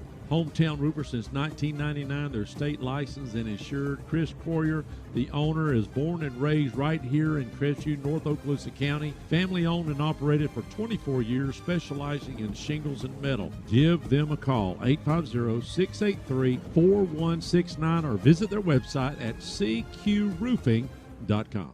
Hey Cadence, Labor Day is almost here. You know what that means? Yeah, summer's ending and we're back in school. Labor Day is a day to pay tribute to working men and women. I guess we're one of them, as we will be laboring at our school lessons. But first, let me remind everyone that if your car or truck gets a little boo-boo, Crestview Paint and Body can take care of all of your vehicle repairs. 850-682-5257. Crestview Paint and Body. Hey, this is Dylan with Durrell's Lock and Safe. We want to let you know we can take care of all your lock and key issues related to car keys and fobs, safes, commercial, and residential locks. We've been serving Northwest Florida for 25 plus years. We are located at 1095 South 85 in Crestview, Florida. All parents and family of the Crestview Bulldog football players will receive a 10% discount throughout the whole football season, and go Dogs. This is Dusty Holloway, owner of the Holloway Agency, and we are proud supporters of the Crestview Bulldogs. The Holloway Agency is your locally owned and operated independent insurance agency, and we offer a full line of coverages for all of your home, auto, business, and life insurance needs. Our offices are located at 168 West Woodruff Avenue in historic downtown Crestview. Feel free to drop in, or you can give us a call at 850-682-1900, or you can go to our website at www.thehollowayagency.com. Go Dogs. All right, we're back here at the Jack, and the Bulldogs are about to come out of the tunnel for the first time, or whatever you call it. What do you call that, the pep line, Coach O? Yes, sir. Doing a great job there. Got the old school Greek costumes on tonight. Oh, okay. What is that? Like black on black? What kind of helmets is that? They all have Guardian caps on now. Really? Yes, sir. How about that? So my sideline guy needed a much vacay, so no sideline. But again, it is scripted. Let's go over the rules real quick, like of the game tonight, and we will sort of follow what they're going to say. So Crestview's going to kick off first, no matter, I don't know who won the toss. I think it was just for show, but on our sheet here it says Crestview's going to kick off. They will return. They're going to put the ball on the 30-yard line, on Booker's 30-yard line, and they'll get 10 plays from there, no matter where. Now the ball will move down the field, Yes. So if they get a first down or a 30-yard play, it'll keep on going until they score. Let's say they score on the 5th play, then they're still going to get 5 more plays. It'll reset at the 30. Okay. So a touchdown resets on the 30 if it's inside those 10 plays. Then Crestview will get the kickoff return. They'll run it back. They'll set it on the 30 and run 10 plays. Same thing. They'll do it again at the 30. And then their last set of series will be from the plus 20. So they're going to do red zone plays. 8 red zone plays. We'll probably take a little break there. I'm not for sure. But then they're going to let backups do the exact same thing. So we're going to get 56 plays total on offense for the Bulldogs and for the Booker T. Washington. So we're about to kick it off right here, and we're going to get names in as best we can. Well, going back and talking about the coin toss, Crestview did actually win the toss and deferred. So that was going to put Booker T. Receiving first. Well, see how they got it. They got it down here that Booker's going to. So no matter what was going to happen, I think we was going to let them take it. Ball went out of bounds. And, again, this is good practice for us, too. Coach O ain't been in the booth in a while. Actually, we recruited you, I think, to do camera for us when we first started camera, didn't we? Yes, sir. I was on and the buddy, camera. let me tell you something. You ran around with your head cut off because we was, too. I remember you running to Walmarts and all kind of places trying to – we forget camera stands and all kind of stuff. That was our first year doing it. Yep. But now, don't you coach over at Davidson? I do. I'm assistant over there with Coach Smith on the offensive defensive line. We are under Coach John Davis now. He's a second-year coach for the Davidson Panthers. So doing really good over there. Keith Ingersoll, a longtime Panther supporter. He's our offensive coordinator now, so doing great things over there. So I'm excited about our season there also. Booker T is going to have the ball first. And they put a man in motion to the near side. We'll get some names too. They're going to hand it right up the middle. And good little run there. Yeah, it was a good inside zone. Went up right up the like a 22 dive there, but he didn't gain but about 3 yards. Who's our quarterback? Are we going with number 11? Yes, sir. Looks like Caden Osborne's the quarterback. He's a senior for Booker T. Coming in pretty good size, 6'2", about 190 pounds. Booker T's supposed to be pretty good this year. Shotgun formation, 3 receivers on the near side, 1 on the top. Drops back. He's looking over here to the near side. Had a man open, but it was tipped, it looks like. It was. Looks Stone Cobran on the deflection right there. But helmet did come off, so he's going to come out of play. But went trips to the right, like you said, with a little quick screen pass right there, and it was deflected by the D end. We are not going to keep score tonight because, again, this is a scripted scrimmage, and we don't want to I just don't know how it's going to go. I don't think Coach is going to keep score either. So, but anyway, put a man in motion. They're going to slide it back to the top. 2 men on both sides of the field. Quarterback rolls out. He's got a man long. He's got a double coverage. Oh, there's a flag. A little like pass interference on the number 3. That's what they're looking back, bringing the ball back, but it was incomplete with a little pass interference. It'll be an automatic first down. Yes.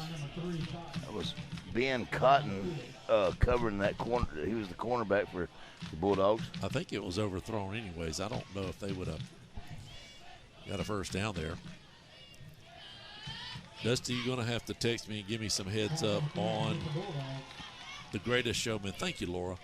I can always count on Laura to keep me straight on anything Choctaw. Thank you very much for recruiting half of Northwest Florida, Laura. And then anything with a band. Anything with a band. Once again. Since there's not a running clock tonight, it looks like they're taking their time getting some calls in from the sidelines. Yeah.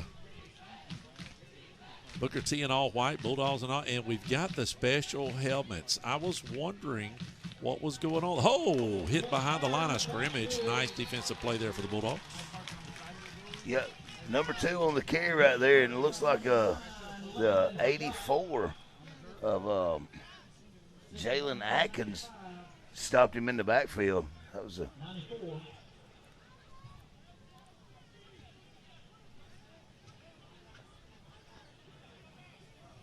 All right, Dusty, I need crowd, and I need me and Coach O's mic balanced out, if you don't mind. Shotgun formation. 1 man in backfield for Osborne. You said it was Osborne starting? Yes, sir, Caden Osborne. 4 receivers. Bulldogs look like they're playing a little man action maybe. Yep. Shotgun looks over to the left side, right down the middle of the field. He's got a man wide open. Oh, nice defensive play there. Is that Zy? Was that number 0? Nope, that was number 4. That was number 4, Jaden Goldsmith, on the excellent coverage right there as he got his hands on it. About a 25-yard pass there, but like I said, the 4 of Jaden Goldsmith done an excellent job on coverage and got his hand on it before the receiver did. So Mike was asking me about this area back here. We don't know what's going to happen, Mike. I think it's slowed down because I think somebody got cold feet, but D.R. Horton bought all of that, and that's supposed to be Holmes, but it has slowed down. Man in motion for Booker T. That puts 2 on each side of the ball. Over here to the near side, he had a man open, but he overthrew just a little bit. Sorry, I missed that play for you guys on the tube. Appreciate everybody on WAZ 104.7. The 14 right there for Booker T. Actually, don't have him on the roster right here for number 14, but he went to run a hitch route, and he looked like he was underthrown right there a little bit, and just actually threw it out of bounds also on the underthrow.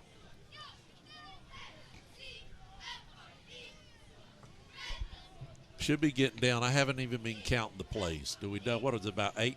Number 8 right now, shotgun, put a man in motion. That'll put 2 on either side of the ball, moving left to right on your radio dial. Osborne rolls out. He's got some running room, but he's going to throw it. There's a flag, and that ball is in and out. But there is a flag. Referees are going to get a lot of practice in tonight, too, it looks like. It looks like the back judge was signaling holding on the offense, so that was an early flag when the ball was in the air. So hopefully it helps the Bulldogs out right here and gives us a little momentum going back our way. I'd like to know how the receiver, are you saying a receiver held or he just had his hand put out? Grant thinks the same thing. Appreciate it, Mike. Mike, are you going to do Santa this year? I need you had it going on that one. You didn't do it. I don't think you did it last year. But Mike, alumni here at Crestview 83, one of the greats. He's turned into Santa Claus on us, and there's a reason why. I'm just saying, Mike. So they moved the ball up. Again, there's no reason to say 4th and this, 12th and this. They get 10 plays. And they're going to hand it off possibly for the last play of this series right up the middle. Bulldogs didn't do too bad this series. Let's see if that's it. It looks like they tried to go with number 2, Drake Carter, back to that inside zone. And I'll be honest with you, that D-line we got is a handful this year. I don't believe they got a whole lot going for them on that inside zone because they would stop short of the line of scrimmage. Now, I will say this. We have 5 starting returners on offense. I don't know about defense. We'll get all that as we get things going throughout the year, but Coach said that his offense and defensive line was one of the better ones he's had in a long time. Absolutely. They're doing a great job for him, even last week in the kickoff. I mean, shotgun for Osborne. Booker T, he hands it off here to the near side, and he'll pick up about 5 or 6 yards. And that, again, I feel like we've had 10 plays. Now, are we going to go by the script or not? Yeah. I don't know what to do because he said we are going by the script. Do you think they've had 10 plays or no? It's got to be close. We ain't quite got 10 plays yet. You don't think so? They did go away on that last play from the inside zone to the outside zone, and the 84 of Jalen Atkins was able to come in and make that tackle from the outside. All right. Well, let's see. We're getting close. Same formation. This time there's 3 men in motion, so they start with 3 on top and then split them. Looking down the middle of the field, quarterback rolls out here to the near side. He throws it. That's going to be out of play. No play at all there. And again, while it's hot, I am keeping the windows down. Thank you very much. So hopefully it looks good for you YouTubers out there for just tonight. And that is going to be it. And again, let's zoom in on that helmet and look at the helmets, guys. That's that, there was a little kid that designed this. A little 14, 15-year-old boy designed that. It started about 10 years ago. And so that's what we've got there. And we're going to wear those every game, huh? Is that like a cover? It is. It's a cover that snaps on each year. A lot of us coaches get together and go to these different football clinics. And actually, the NFL is going to these too. So are we going to eventually maybe have logos on them things, you think? Because I'm sure you can get them customized. Right now, they just kind of come in the solid colors. Now, I see 1 or 2 helmets down there. Look at this guy right here, number 36. He don't have it on. So that's interesting. So what's going to happen now? Booker T is going to kick off here in just a moment, and the Bulldogs will have a chance to have their 10 plays on the field when we come back here on WAZ 104.7. Let me just tell you this. If you don't shop at Joey the Jewelers for all of your jewelry needs, you're missing out. He has all sorts of specials, and if you're a first responder, military, you need to go down there because there's added discounts just for you. Right now, watches are 20% off, all sorts of specials. You need to go to his Facebook page and find out all the deals. Joey the Jeweler on Main Street in Crestview. Appreciate Joey and everybody that helped sponsor this year. We got a lot of traveling.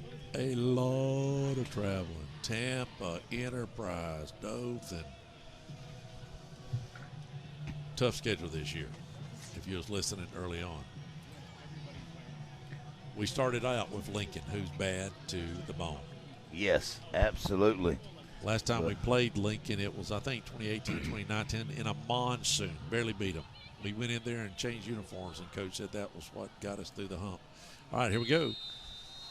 Kicking off right to left on your radio dial. We're going to be running the same way just to set things up. A little squibbler going to go to the end zone, and we're not even going to bother running it back. We'll set up on the 30-yard line. That's where the Bulldogs will take shop first on offense, and they'll get their 10 reps in. Let's see how we go. Okay, so are we safe to say that Booker T moved it to the 40? About 30 yards total? You think they moved it to the 40? They started on the 30, Coach O. Yep. About the 40, right?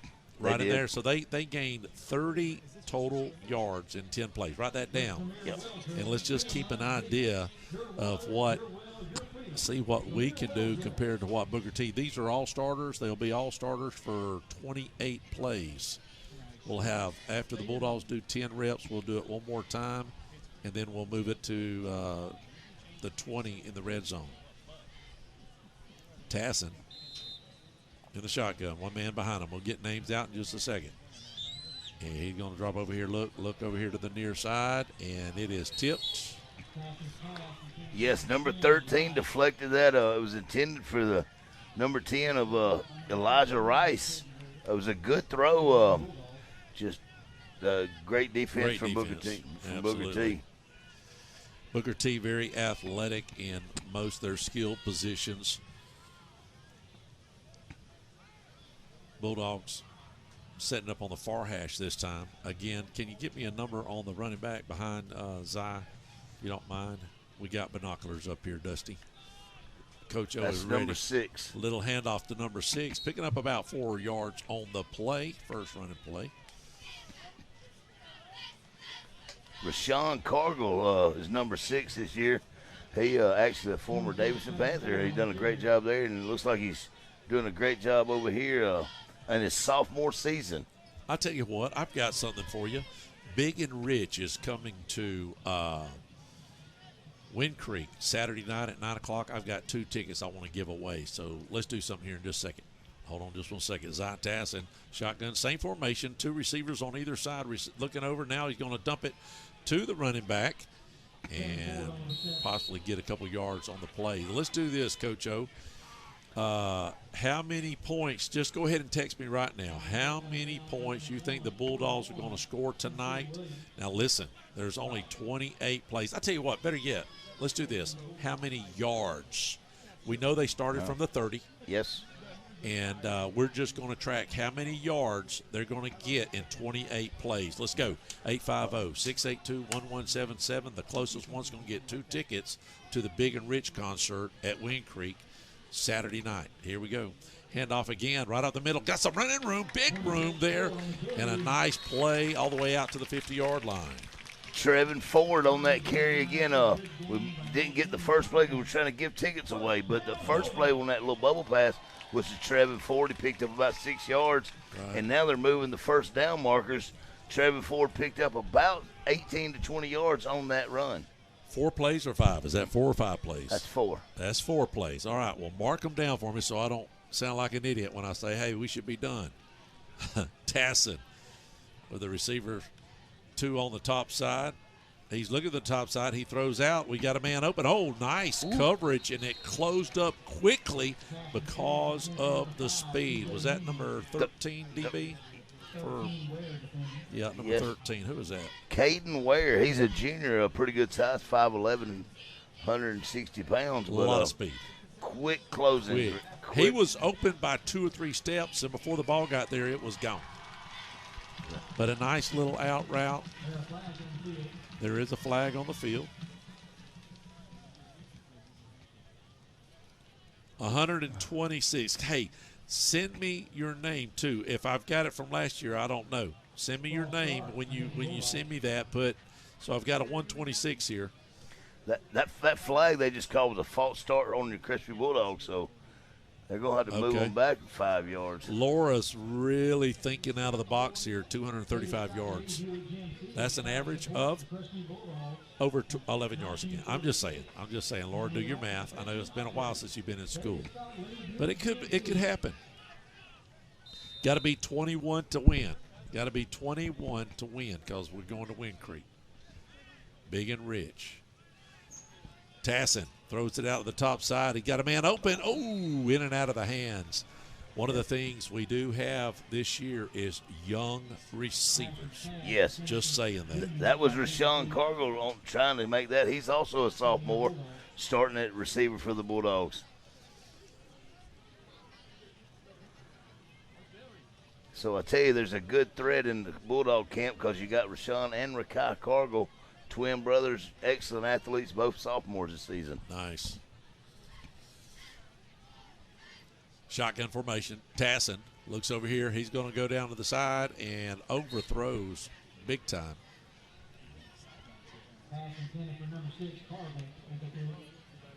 Not even close. Was that number 8 or 7? It was number, No, I'm talking about plays. That was number 6. Number 6. 3 more, let's see, 7, 8, 9, 10. 4 more plays, Laura. Henry, Mike's got it 147.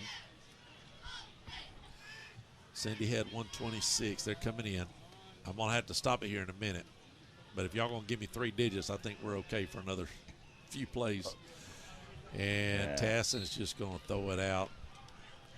The DN's coming around hot, went run him upfield, had to scramble, but then he just threw to the sidelines to save grace.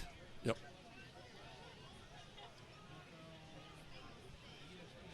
Three more plays for the Bulldogs in this series, and then Booker T will get it back on the 30-yard line. I do believe we'll kick again. Both teams will kick one more time just to practice on that. Shotgun, empty backfield now for Tassin and company. One step. Oh, in and out of the hands. A good little pass there. It just seemed like it did go through his hands, right? It looked like it was a good pass. It did. It was a great screen pass over to number 5, TJ Union. He just hit him in the hands in a big game situation. Didn't make the completion. All right, Laura forgot it was not a full game, so I'm going to let her guess one more time.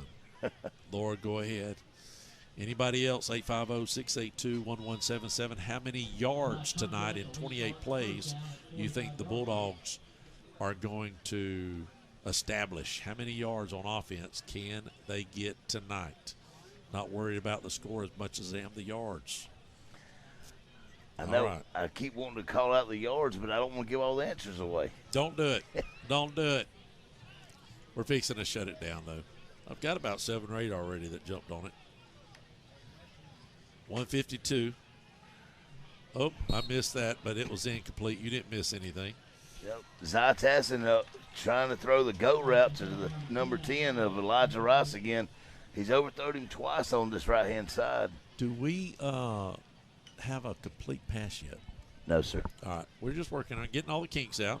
Again, some of this is the kids are learning their routes. We've dropped a couple passes, I'll say that. But, just, again, this format. And I'm going to tell you how we used to do it, and I don't know how y'all did. That was 10 plays. I'll tell you what, let's do this. I'm going to shut it off right there. Eric's the last one. Let me get a break in, and we'll come back, and Booker T will have the ball next year on WAZ 104.7. I live in the Grandview Heights HOA neighborhood.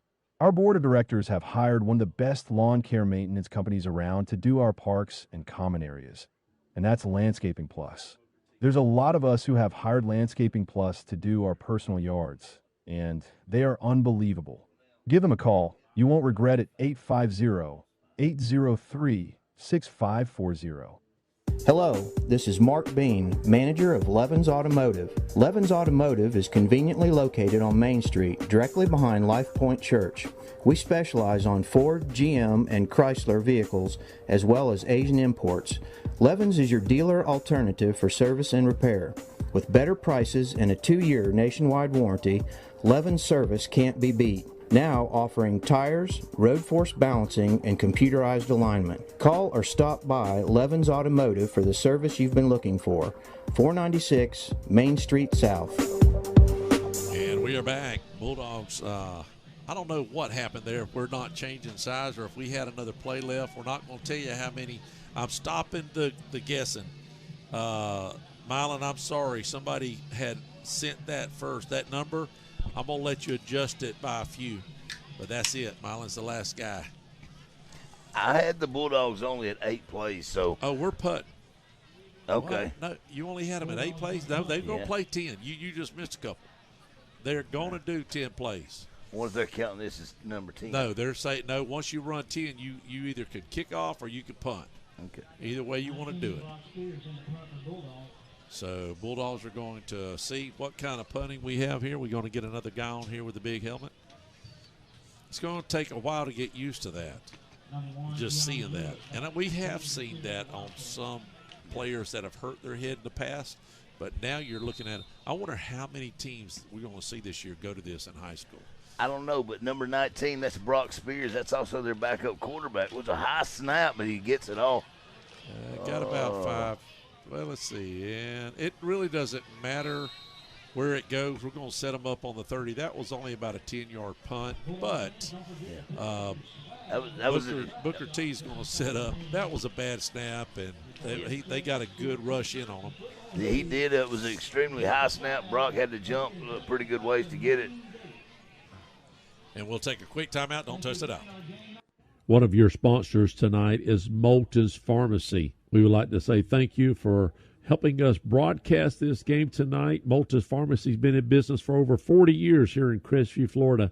And if there's one place I'm going to buy my pharmaceuticals, it is Moulton's Pharmacy. Give them a call. They will service you like family. 682-6136. That's 850-682-6136. A recent survey determined that 45% of Americans picked fall as their favorite season. So why not enjoy outdoor fire features this fall from Okaloosa Gas? 30% off MSRP now, but hurry. OkaloosAGas.com. And we are Snow back. in Northwest Florida, it can happen. Enjoy the warmth of gas logs this year from Okaloosa Gas for a limited time. 30% off MSRP. Learn more at OkaloosaGas.com. I thought my commercial had stopped. Thank you, Okaloosa Gas. They're going to be our halftime sponsor this year. First play from scrimmage looked like to be about 6 or 7 yards, Coach. Yep. It was number 10, Trey Townsend. I guess he is the backup quarterback. He's a junior coming in at 6'1", 175 pounds. But he tossed it, had a toss sweep over to number 6 of Antonio Lawrence, who's their junior running back.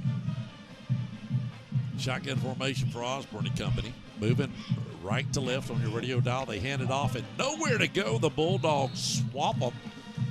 Good defensive play there for the Bulldogs. Number 9 blitzed through the B gap, came through heavy, and when he grabbed a handful of jersey, he hung on and had a loss of a carry there. All right, that's play number 2. Yes. Play number 2 for round 2 from the 30.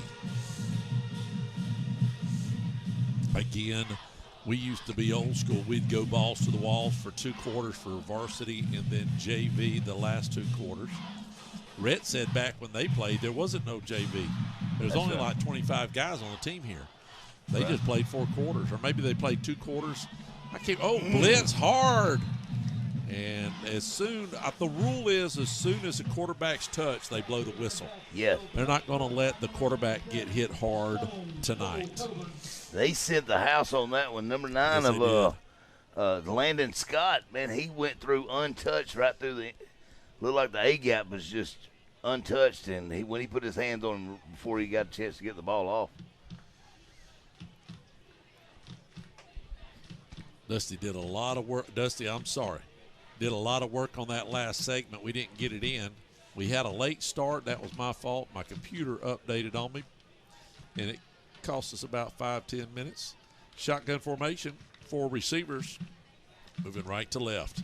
Quarterback drops back. It looks like there was offsides, a little movement.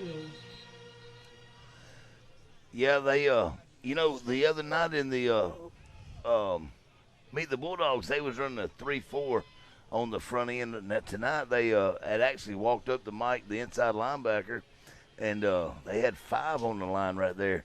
So they are bringing the heat to them. Might as well. Might as well practice what you can. There's no skin in the game tonight. You're going to try everything. Are you going to try? You got 28 plays, and they have 28. Do you try everything you can, as much as you can, instead of repeating plays, right? I would think so. Try everything on every page if you can.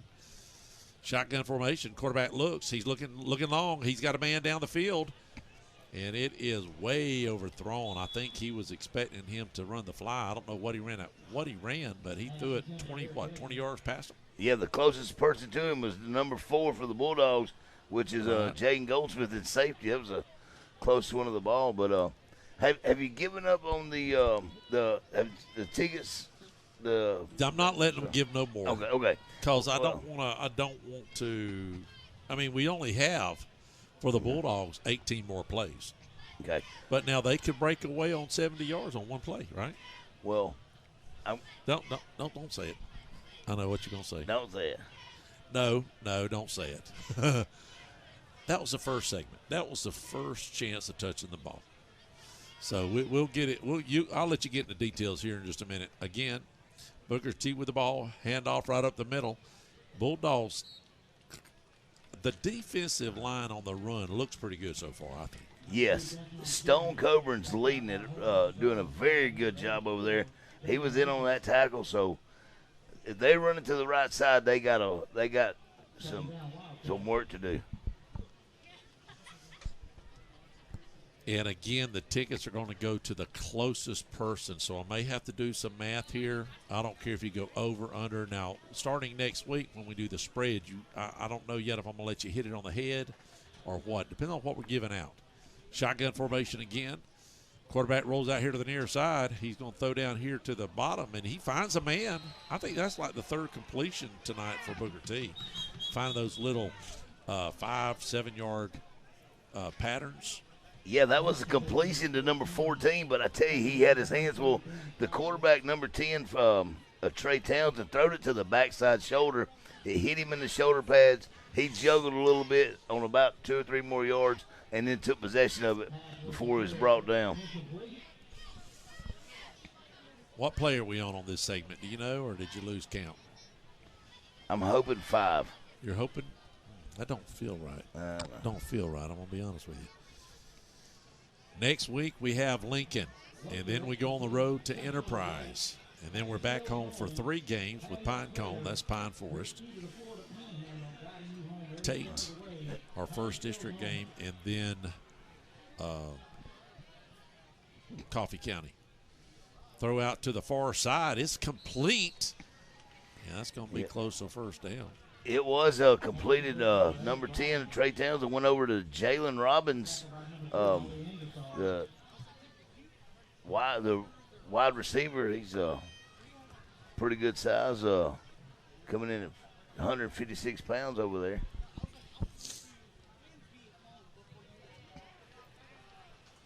Next week we'll have people texting us our scores. Laura, of course, is our scout at Choctaw. Shotgun formation. I don't know when's the last time I said quarterback under center. It's been a long time. Looking long. He's got a man down deep, and it is overthrown again. Yeah. Looking for a flag, but no flag. Nope, it's the flag on the 40-yard line. Looks like they're going to throw the flag over on number 14. Jackson Gathers maybe put his hands on him a little early, but the ball was overthrown about 20 yards. Yep. I don't know. Surely they're not going to do pass interference on that. I mean, don't the ball's got to be in close to catching? That's like if you throw it out of bounds purposely and you get a pass interference on that. I don't think you can do that either. But anyways, whatever. It's all good. We're on number 6 or 7 plays. They've got 3 or 4 more plays for sure in this segment, and then the Bulldogs will get it. Right. But after Coffee County, we go on the road for 2 games, Pace, and then we go to Tampa, Florida. Handoff here to the near side. And there is no running room whatsoever. A nice tackle. Is that number 8? It was number 2 on the carry. Number 3 for tackle? No, number 2 for Booker T, Drake Carter, and number 2 of Ollie Ingersoll. Okay. Coming in the corner spot, made a great tackle. Looks like lost him a few yards on the great coverage right there by Ollie Ingersoll. My little handle, I got to get me a new wicked mob. Sorry about that, YouTubers. One man in the backfield for the quarterback. Moving right to left on the dial. Good little crowd here tonight. It's a little hot, of course, for football. Quarterback drops back. We do have a new quarterback. We're throwing it long, and he's got a man open, and it is caught. Oh. And it is a touchdown. Wow, what a play. That was a long ball. It was a completion over to Johnny Lewis. He's a junior for Booker T. Man, that got some momentum going. The crowd went crazy over there. Yep. Not a lot of people in the crowd for Booker T, Well, no. but the ones that was there was extremely happy on that play. Hey, that was a 50-yard passing catch, would you say? And he hit it right on the dime. I mean, right in the breadbasket. And you wonder if those first 2 passes wasn't rope-a-dope passes. Right. If he set them up on that play, because, you know, it was almost like the receivers gave up on the play itself. And that time he let it all hang out. Well, he's thrown in that spot 2 or 3 times, and he's been overthrowing everybody. So he put a receiver out there, and he finally made a connection. But we're going for the extra point here. Yep. Ball's down, snap's good, and it is right through the uprights. And score. Now, I think Booker T has a player or 2 left, but they've got to set the ball up. We'll be right back. Don't touch the dial. Hello, this is Dixie Dan Powell. Just like in the courtroom, you got to be bulldog tough. It takes teamwork to get to the goal line and to win the game. Go Bulldogs. Call us, Powell Injury Law, 850-306-2667. That's 850-306-2667. With my husband deployed, I have to keep up with everything that needs to get done around the house. Well, I called Power Washing Pros to pressure wash my driveway, soft wash my house, and even wash my privacy fence. Our home has a totally new look and feel. Power Washing Pros did a fantastic job. They were so nice and professional. I highly recommend Power Washing Pros. You should give them a call at 850-605-6849. That's 850-605-6849. We are back. Bulldogs still going to play defense a couple times. I think 2 more plays. They're going to put it down on the 30-yard line. Are we going back? What are we doing here? We're going back the other way? No, Booker T still has it on the 30 coming this. Coming the other direction. Yeah. That's what it looks like. They just reset it. No, wait a minute. We're punting. It is. They played 10. They did 10 plays. That's what it is. So they're punting now. That was their 10th play, that touchdown. And now they're going to punt it away to the Bulldogs. Bad snap. Bulldogs not coming. Not a great punt, but it got a bounce. Look at the bounce it got. So on turf, that really is going to be good. But the Bulldogs will set up shop on the 30-yard line in just a moment. Get their offense set. We'll be right back. Don't touch the dial here on WAZ 104.7. You know, you don't have to say a lot about a business if they've been in business for over 30 years. Well, Perry's Transmission just hit the 31-year mark. And if you need your transmission fixed, that should speak volumes if you can be in business for 30-plus years and have a great reputation. That's Perry's Transmissions. Open Monday through Friday, 8 to 5. Give them a call, 850-682-3711. They're located out on East 90, right in front of Twin Hills Park here in Crestview, Florida. My husband and I just closed on our new home. We found a builder, CJL Construction, through Teal and Waters. We shopped around 4 months until we found this particular home. It was exactly what we was looking for. The workmanship was unbelievable, and it was the neighborhood we wanted to be in. Colton Leyendecker and Teal and Waters made this a simple, stress-free purchase. We are pleased to recommend CJL Construction and Teal and Waters if you're in the market to buy a home. I highly recommend you go to their website for all their listings and information at crestvviewhomes.com. First play, first scrimmage for the Bulldogs. Picked up about 2 yards. It was a running play, but they were there. Yep. Set this up here if you don't mind. Jaden Goldsmith, number 4 for the Bulldogs on the carry, but like you said, about 2 yards. Low snap, handoff, and that's going to be it. Is that Brock in there? It is. It is, quarterbacking. We got a 10th grader in quarterbacking right now. Got a false start on the Bulldogs, so they're going to back them up 5 yards. Now, on the yardage, we're counting all the penalties and everything. We're talking about total yards. So we'll give that out to you here in just a second, let you know where we're at. By the way, y'all been watching, you know that Booker T has got us on the yardage just based on that last 70-yard drive. Bulldogs can make something happen right here, though. They can get close. Handoff. Maybe 2 or 3 yards on the play there. Yeah. Jaden Goldsmith on the carry again on the inside zone, held up at the line. So not a good carry on that one, but heck of a job by the Booker T.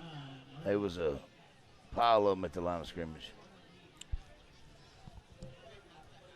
Again, a tough schedule for the Bulldogs this year. A lot of traveling. We've got 3 or 4 new teams that we're playing. The Tampa team, Mitchell, Dothan, Enterprise, and Coffee County. Shotgun formation for, Bulldogs. They didn't blow the whistle, but the rule is that when the quarterback is hit, that's where the ball's down. I think the white hat forgot to blow the whistle. Fortunately, Booker T gave up 2 and didn't hurt, have a blind shot or a cheap shot on the quarterback. What's Brock's last name? Spears, that's right. I just drew a blank for a second. Great student athlete, though. Like you said, he's a young guy and plays baseball too. Yes, sir. Yep. Daddy was a pretty good ball player too. Played over at UWF. Yep. I think his grandfather was too. Spears drops back, throws over to the near side. Got a man open. That's our first complete pass, I believe, tonight. Oh, wait a minute. Was it incomplete? I'm saying it was. New eyes up here. Yeah. Oh, eagle eye. Well, yeah, that was anticipated for Rayshawn Cargill over there on the wide side. Well, they're giving it to him. They give it to him. Or either they're just putting it back on the 30. I don't know what the rule is. Gotcha. First and 10. Fortunately, we're not putting no points on the scoreboard like we did last Friday night to have a lot of confusion. South Walton last Friday night was on Facebook, said it was the greatest win in the history. There's a nice run by the Bulldogs, and that's going to be, he could go. Oh no, he's going to get caught. No, it's a touchdown, Bulldogs. Jaden Goldsmith on the inside zone. I'm glad you cut the question off about how many yards, because that young man just went 70 yards. 70 yards. On an inside run, up the middle, 70-yard run. The 13 of Booker T almost caught him of Caden Ware, running him down from the safety position. Yep. But great job. Line finally opened up a little hole. He found it, and it just set up perfect. And that shows we got a little speed there. He almost got caught, but, hey, great speed. What grade is that youngster in? He's a junior. Junior, nice. Yeah. That's good to know. Very nice. Good-looking run there. I was getting a little worried. I was just going to be honest with you. I'm sweating bullets there for a second, but nice play. It opened up for them. Again, I think the pass they did, if I'm not, I could be wrong, but I think that was a rope-a-dope. I think the receivers, 2 times he overthrew by 20 yards, and I think the receivers let up on purpose, possibly. Mm-hmm. But that was a beautiful pass, by the way, by Booker T's quarterback. Ball's up, and it is ricochet. Good! I thought it ricocheted. We'll be right back. Don't touch the dial. Hey, my friends, this is Tara with Whitehurst Powell Funeral Home and Crematory. Our team would like to give a shout out to Crestview High School team. Go Bulldogs!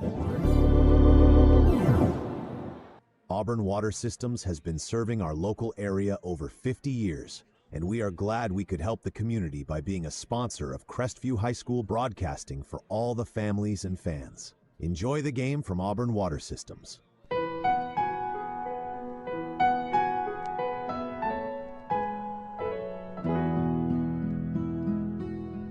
Hello, friends. This is Brandon Martin, General Manager of Blackwater Golf Club here in Crestview, Florida. From the newly renovated 18 holes to the Top Tracer driving range, Blackwater has something to offer for everybody. Open 7 days a week for the best pricing. Book your tee times in advance on our website, golfatblackwater.com. I want to share a quick story about Brackney Funeral Home.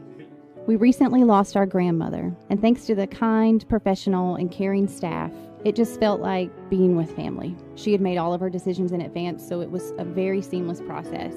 So thank you, Brackney Funeral Home, for treating our family like yours. If you don't know where they're located, they're at 480 East James Lee Boulevard. That's Highway 90 right across from Twin Hills Park. And their phone number is 850-683-9898. We highly recommend Brackney Funeral Home. I think we're still on. We're moving the other direction, but I think done. we're still on the 10 because they still doing the 30. There's another handoff. Nice run. Another 12, 13-yard pickup there. I tell you, that was number 26 for your Crestview Bulldogs. I'm telling you, he's having a game tonight. Yeah, he is. Trevin Ford, and he's also just a sophomore. Wow. That's great. Again, we're not keeping score tonight, but we are.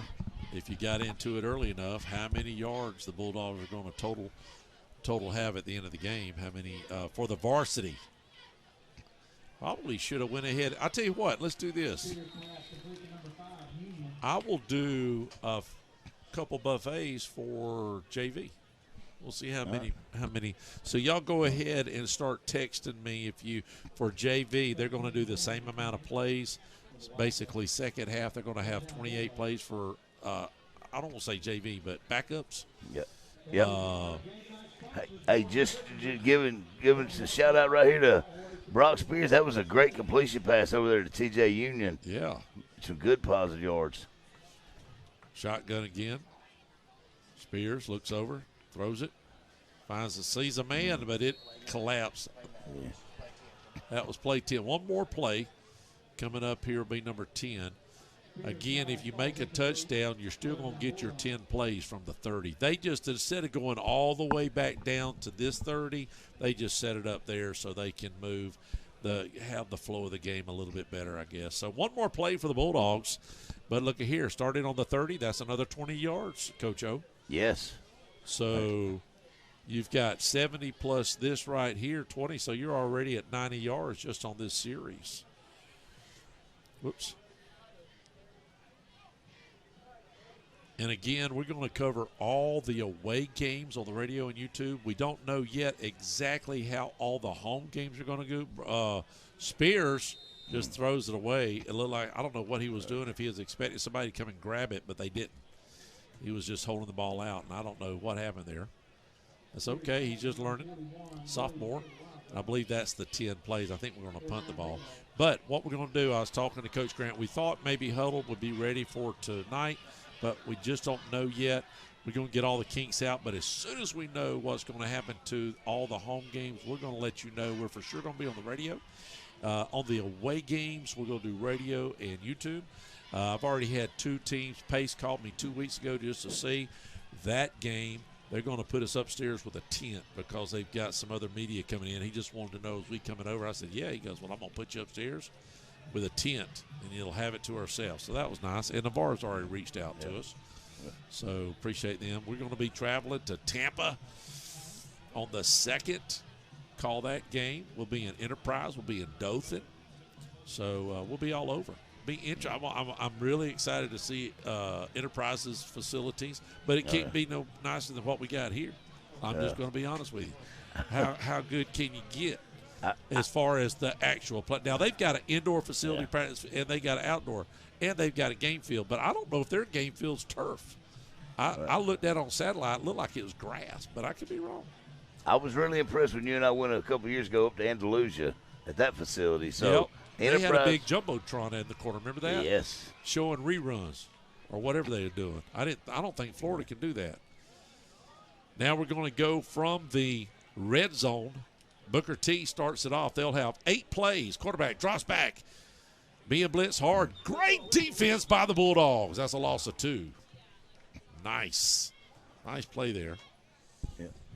Hey, I got to do something real quick, like for one of our sponsors. Whitehurst Powell Funeral Home is having a Let's Do Brunch and Talk Business, and that is going to come up on August the 27th. You can just call them 682-3052, and if you'd like to get signed up for that.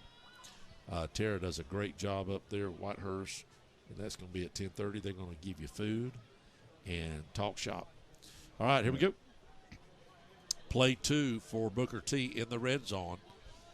Get 8 plays, and then the Bulldogs will get 8 plays, and then we will reset and let the backups do a little bit. Little screen out to the top, and got a little running room. Nice play there, a little 10-yard pickup. Yeah, that was a pass completion over to Drake Carter, number 2 for your Booker T. I'll tell you, it's hard to know for sure. Was that about 15? Oh, got a penalty. Coach Hatton's up here helping us out, thank goodness. Does it look, is it my imagination, or is this area darker on this side? Oh, never mind. We got lights out. Oh, are these new lights? Or that's them LED lights? How long have they been up there, Coach? Huh? They're under warranty. All right. He's hoping to have them. So that's why maybe we're going to run the plays over this away. See, we've got those right there. They're supposed to be bright like these right here. I think that was offsetting penalties, unsportsmanlike conduct. They called on Booker T and the Bulldogs. Okay. So that was offsetting flag. Well, the referees are getting practice into. You know, the first time we experienced these kind of lights, Coach, was down there at Orlando. You know, when we met a Pennsylvania team down in Orlando, man, that whole thing was jet black. Those lights were almost perfect. It was awesome. All right, so this is play number 3, I believe, out of 8 coming up for Booker. Playing their second quarterback, number 11's out. Osborne's out, and I believe this is number 10. What's his last name? Number 10 is Trey Townsend. They're going to hand off to the top side. He's going to try to scat in there, and he's going to nice defensive play there. It closed up on him just a little bit. Townsend. Yes, sir. He's just a junior also. So let me ask you this, Coach, while you're still here, Coach Hatton. What was the main reason? Can you tell me why we decided to go to the new sleeve helmets or whatever? Guardian caps. Yeah. Yeah. Oh, okay. I got you.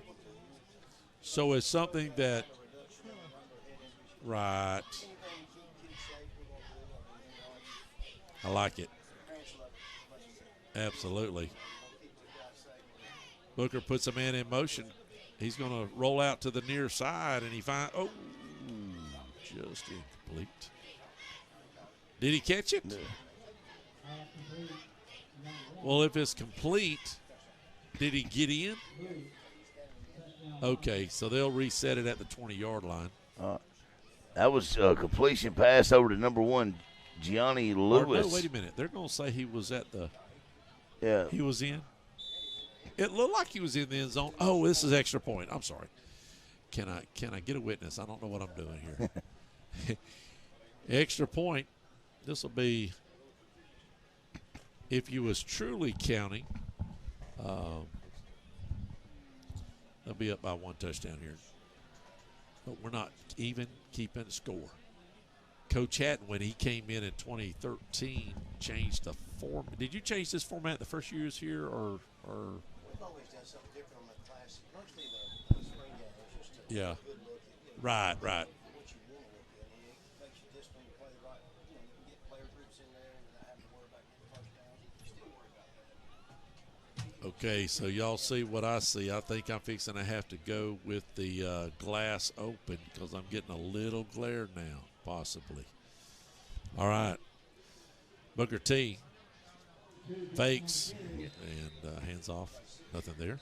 Yeah, they handed off to Drake Carter. I don't know, carry, not very many yards there. Can I count yards yet since we got the numbers? Go in? ahead. Okay. Go ahead. That was the handoff to number 2 right there for about 4 yards carry. Oh, Coach O's been chomping at the bits to let him know about the yards. I didn't want to tell him how many yards because I wanted to be fair for whoever won them big and rich tickets up to Wind Creek. That's right. Well, it's already done now. So, but now it really puts a lot of people in play since the Bulldogs had that 70-yard run. Shotgun, drop back. Townsend looks in the corner of the end zone, and I don't have this out of play for me and everybody else too. The frame, I haven't opened up the window. I'll do that here in just a second. When we get to the backups, I will raise the window when we go on break. Coach, do you know if the band's going to come out at halftime before that, or don't think so? They already did their play. They played a couple little songs at the beginning. So they may take a water break whenever the Bulldogs are still going to get a chance to get 8 plays from the 20. And when they're changing that over, I'm going to raise the window up so we can get that little bit of reflection you see in the window there. I was trying to stay cooled off. Just going to be honest with you. That was a great pass, though. That last play, it was attempted to number 1, but little handoff up the middle. Bulldog stops them. They're at about the 10-yard line. That was the handoff to number 2, Drake Carter, right there again for Booker T. He went to inside zone and picked up about 6 yards on that one.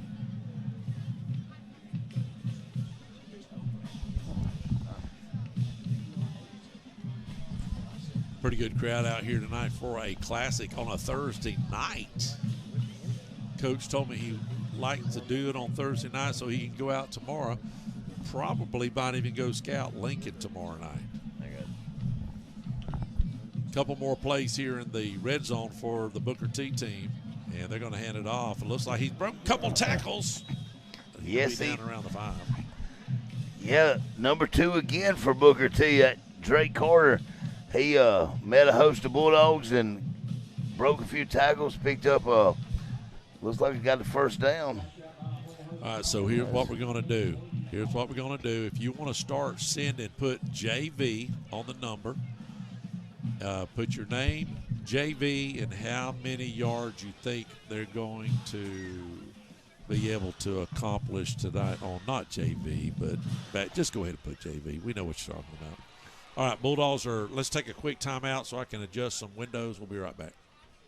KC Electric has served Okaloosa and Walton County since 1948.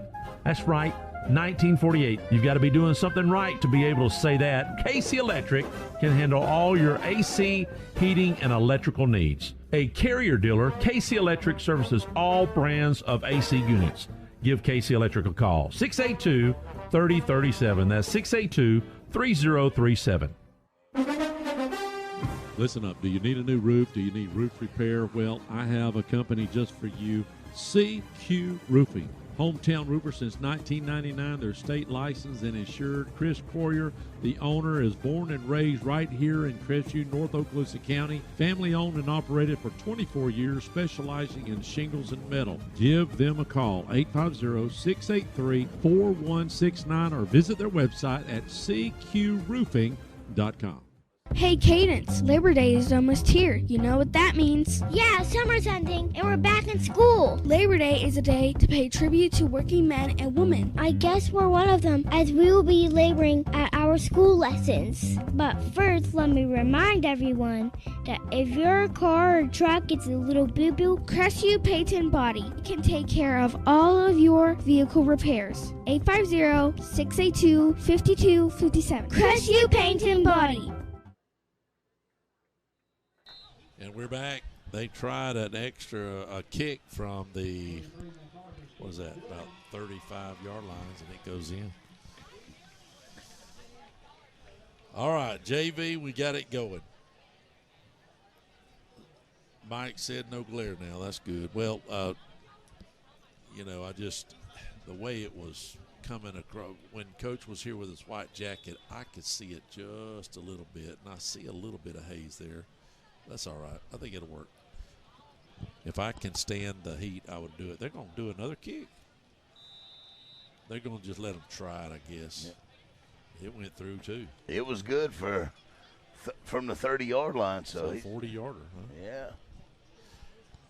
All right, the Bulldogs now are going to have 8 plays, 8, count them, from the 20-yard line.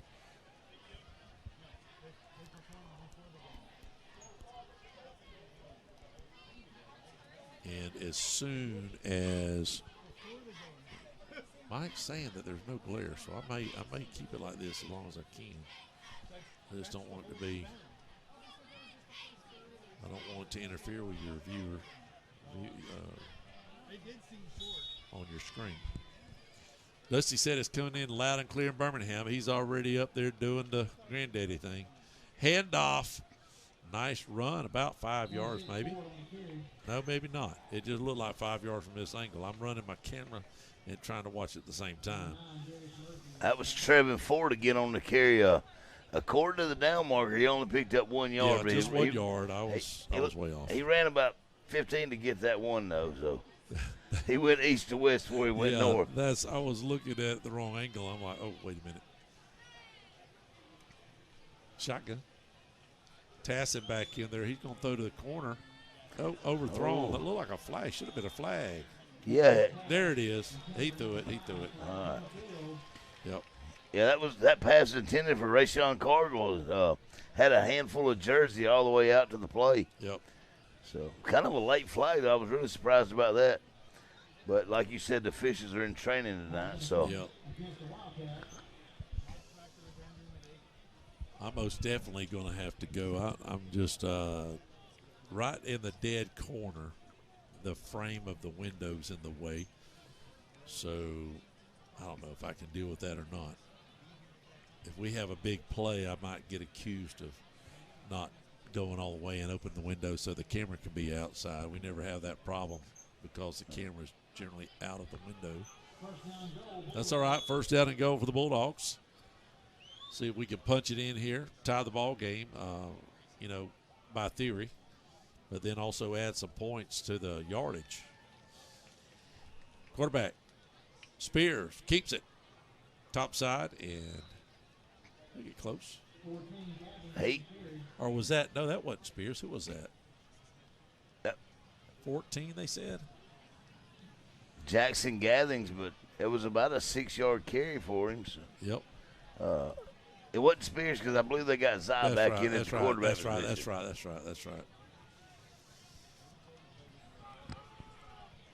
Everybody looks the same with those helmets on. I'm just trying to get used to everything here. And the numbers blur, okay? The numbers blur. And again, nice run to the near side. Number 13 for Booker T. I thought it was going to be a horse collar, but he got his hands on around. But that was a great carry by number 14 of Jackson Gathings again. Yep. 2 or 3 more plays, I would think. Maybe 4 plays at the most in the red zone. Bulldogs love to punch it in right here. Then we'll get reset for the JV. You want to get in on a couple buffets for the JV? How many yards you think they'll accomplish tonight? 850-682-1177. Give me your name, JV, and how many yards you think they're going to get. Spears throws it up in the corner, and it is. Oh. Did he catch it? No, he was there by himself. By himself, hit him in the fingertips. Oh, incomplete. That was intended for number 5, TJ Union. He was in the corner all alone, but it was overthrown. Sure was. But I tell you, that DN came around and got in front of Brock and looked like he jumped about 10 feet high. I know it. So Brock had to just throw it up, but it was a good ball, but incomplete. Yep. Better than getting sacked, I guess, right? Yeah, every time. So, I mean, he had a chance to do it right there. All right, Bulldogs. A couple more plays here in the red zone.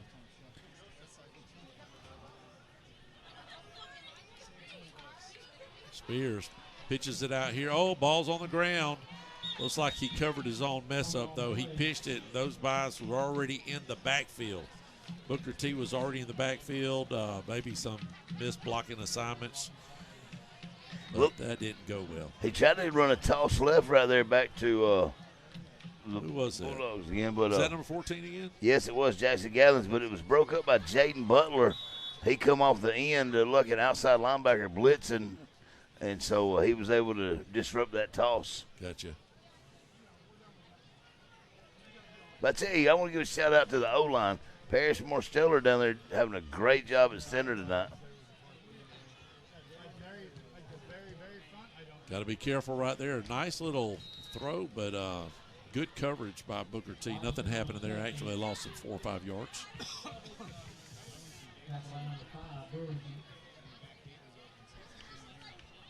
Yeah, that was a screen pass over to 23 of Jalen Robinson.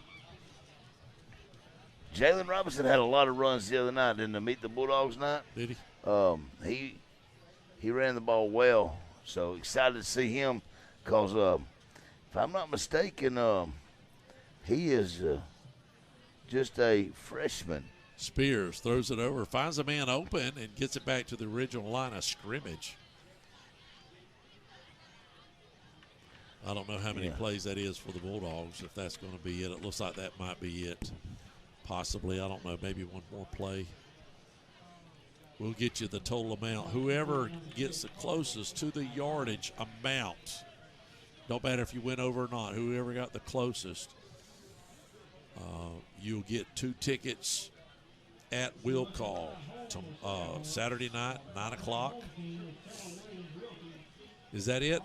You can go ahead and start counting the yardage of that. I think they're fixing to try to kick a field goal. I think they're going to let them kick a field goal. You know, like they tried one from the 20 and one from the 30, I think. That's what they're going to do. So we're going to find out real quick, like, who won those 2 tickets. Got to be 21 years old now.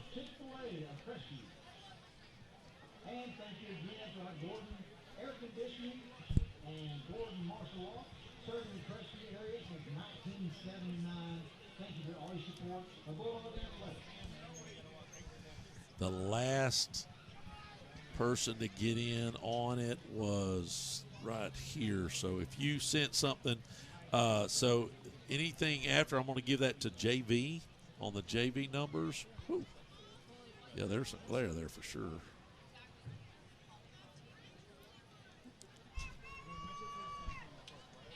And we're just doing Crestview only, right? Crestview only. All right. Yeah, as far as for the yardage. Well, for the tickets. Okay. And then for JV Crestview only too, for the 2 buffets second half. We're going to just try to kick a couple extra, couple field goals here. One from the 20, one from the 30.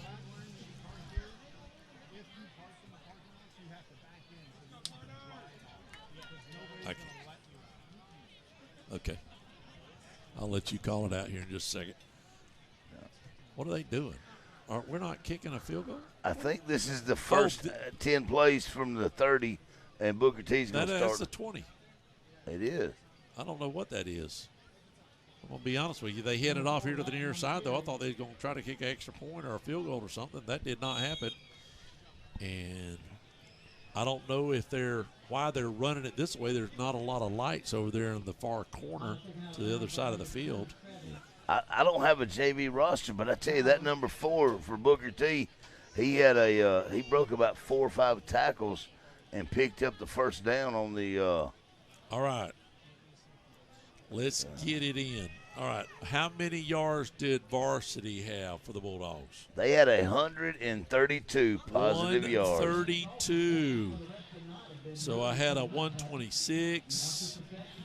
I had Sandy Jackson give me 126. She was the very first one to send it. I think somebody else did a 126, so I have to give it to Sandy first. I don't know who that was. I think actually Milan did 120, then 125 or 126, Milan. Yeah, I'm sorry, buddy. That was already taken too. I didn't even notice that. I'll give you 125 though, but she's closer. Let's see. Somebody was closer though. Let me see. I'm looking. I've got a 147. Nope.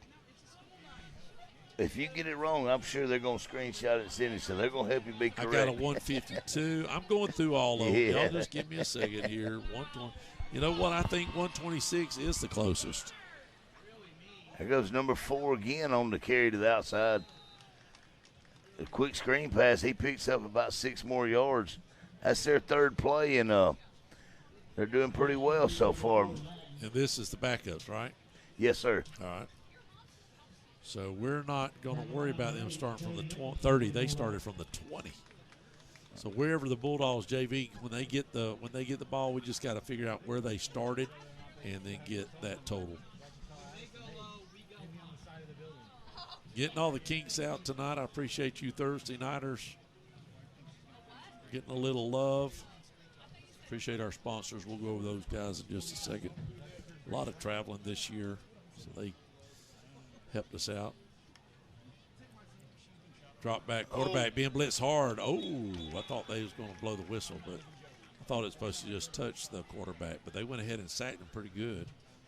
They did. I think he brought the whole linebackers in on that one. But are these backups on defense, you think, or are they just rotating them? I don't know what the rule is.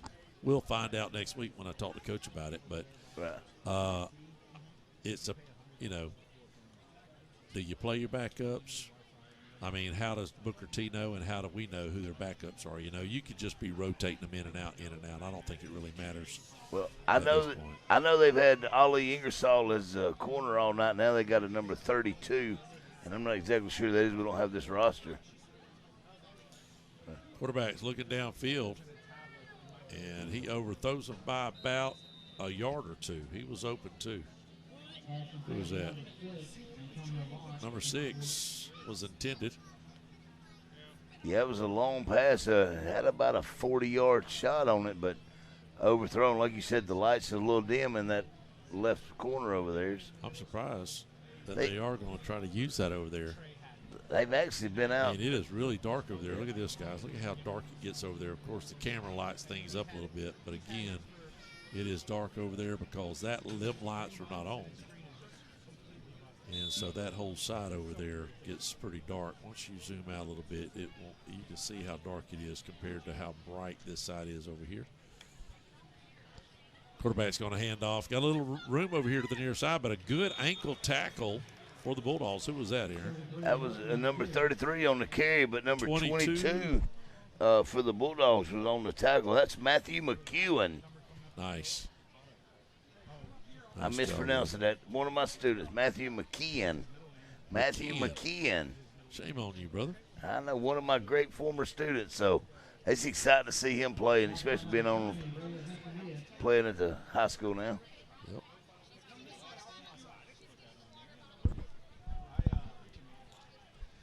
Booker T moving left to right on your radio dial. Handoff again. Right up the middle. There's some running room for him. And he's still on his feet out to about the 42, 43-yard line. So a good burst of speed there for Booker T. They blitzed the middle linebacker, and he ran right by him. Sure did. Sure. That was a great run for Booker T. And luckily the safeties came down and filled holes and was able to stop it before it got too far out of control. Dusty must have left early. He texted me 30 minutes ago, say it sounds good in Birmingham. So he hit the road quickly. He must have not have gotten that traffic. Man in motion for Booker T. Quarterback drops back. He's going to look down the field. He's got a man. Oh. And And I missed that because the ball blended in the darkness, and I didn't even see where it was going. Elijah Fowler come from the opposite side of the field. I thought he was going to get him and before he got rid of it, but it was an incomplete pass because he got a hand on his arm as he was throwing it. Well, Dusty, I got my first sack of peanuts at John's, and they sure are good, too. They said they was going to have the big purple ones in about 3 or 4 weeks. Shotgun from the 42-yard line. Booker T drops back. Looking, rolls out here to the near side. He's going to throw it. And they're intercepted by the Bulldogs. Now, we will not get the ball back, but let's see who caught that. That was J.D. Deutsch, number 1 for the Crestview Bulldogs. There he is. You can slap your head with that pad on there. Like Yeah. that. J.D. Deutsch on the interception. It was deep, but looks like they may be turning it over now. Maybe, I don't know if that was 10 plays or if they're going to allow the Bulldogs with the interception to, I don't know. It really doesn't matter. We're just going to watch them play and keep up now with how many yards. According to the script, it says turnovers are immediately dead, so they must be continuing on unless that was their 10th play. But they're on the they're not starting. It's on the 29-yard line, but so Booker T must still be in their 10-play possession. Listen, Big Chris, back at the station, your winner is going to be, after I looked at all the numbers, going to be Sandy. Hold on just a second. Let me find her name again. I just lost it. Well, help me. Here it is. Sandy Jackson. Sandy, you'll go to Will Call at Wind Creek, and we will have your name at Wind Creek. You got to be 21, Sandy. So they'll, probably ask for identification. Sandy Jackson. We'll get that name up to them tomorrow. And it's dark over there. I'm going to be honest with you. Thank goodness that the field is pretty. But you'll go to Will Call tomorrow evening, Saturday evening, and say you got 2 tickets from WAAZ 104.7. And Big Chris will call up there and get you set up. Sandy Jackson, congratulations. We're going to start tallying now these sets until we're over and see who's going to win 2 buffets down at the restaurant. Shotgun formation. Handoff, hit at the line of scrimmage again and again, and finally brought down. Now, who's the quarterback? Do we got a number? Brock Spears, number Brock 19. Is, okay, yeah, so he's going to do both. He's doing both. I got you. Yeah. I got you. We had a lot of numbers come in for the second half of how many yards. But congratulations to Sandy Jackson. Next week, we will be going back to our spread. And y'all can start texting me about 5. Some of the local guys that's been doing it for 20 years, they text me at 4 o'clock, 3 o'clock. They go ahead and get it in. Brock looks over here to the backside, and a little slippage, but it was complete. He to number 17. That's going to be Rakai Cargill.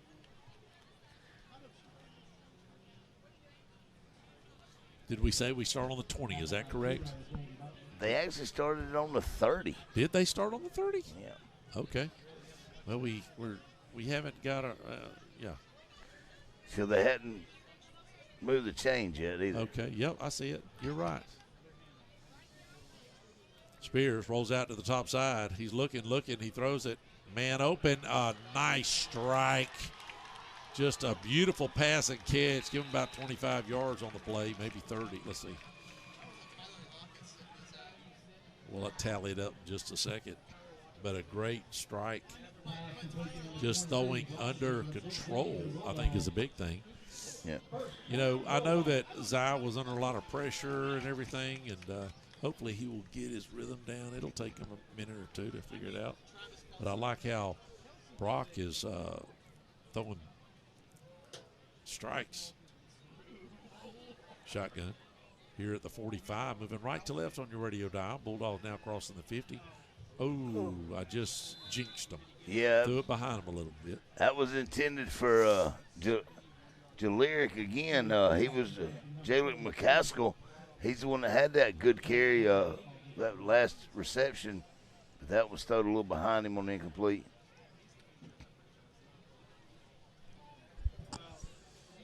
Wasn't expecting a lot of folks from Booker T to come out. Most of your Pensacola teams don't travel well, nor do they even go to their home games. But Bulldogs got a good crowd tonight on Thursday night. Little handoff up the middle. Nothing happening there. That was a loss of one right there. Number 32 from Booker T. They're blitzing the house tonight. He came through heavy. Might as well. Try anything. Anything goes tonight. Yeah. Let it all hang out. Page 37. Yeah, there again, Jalen Robinson. He doing an outstanding job. Is that Spear still? Yep. Rolls out to the top side. He's got a man over there. Oh, nice catch. He had to go up for it. Maybe get back to the original line of scrimmage. Let's see what they mark it. This is happening fast, folks. No halftime here. I thought we'd take a break or something, but they just went right into the backups, just keeping the flow going. Yeah, that pass is completed to Eric Denasia over there at number 88. So, a junior. No, I'm sorry, a sophomore for the Bulldogs. I tell you, everybody we've talked about tonight's been really doing great, and we are young, so we got a lot of talent coming. Spears drops back, looks over here to the near side. Got a little bubble over here. Nice catch. Good run. And bring him down about the 40-yard line. Maybe 3 or 4 yards short of the first down. That pass is complete to Rakai Cargill on that bubble. I thought he was going to move the chains a little bit, but is that the end of the set? Or the script on our, yep, that's it. I believe so. That's going to be it. I think Booker T is going to get it now. We'll take a quick break. We'll be right back here on WAZ 104.7. Hey, this is Dylan with Durrell's Lock and Safe. We want to let you know we can take care of all your lock and key issues related to car keys and fobs, safes, commercial, and residential locks. We've been serving Northwest Florida for 25 plus years. We are located at 1095 South 85 in Crestview, Florida. All parents and family of the Crestview Bulldog football players will receive a 10% discount throughout the whole football season, and go Dogs. This is Dusty Holloway, owner of the Holloway Agency, and we are proud supporters of the Crestview Bulldogs. The Holloway Agency is your locally owned and operated independent insurance agency, and we offer a full line of coverages for all of your home, auto, business, and life insurance needs. Our offices are located at 168 West Woodruff Avenue in historic downtown Crestview. Feel free to drop in, or you can give us a call at 850-682-1900, or you can go to our website at www.thehollowayagency.com. Go Dogs. And we're back. Bulldogs still has the ball. I thought maybe for sure that they would had already made all their plays. Brock's rolling out here to the near side, far side, excuse me. What did he pass it? He did. He throwed it over to, it looked like 88. You can't see the ball. It's so dark over there in the corner. Coach thinks that they're going to have, the company's going to come out here. Did he go? Mitch is gone. Yeah. I'd like to see Mitch. Oh, Mitch, a good old boy. Mitch Reed come in to see us for just a second. Now that must be it right there. He thinks so. The lights are under warranty, and that whole section went out. So they're bringing in the manufacturer. Hopefully be done by next week. Yeah. All right, we'll be right back. Let me just tell you this. If you don't shop at Joey the Jewelers for all of your jewelry needs, you're missing out.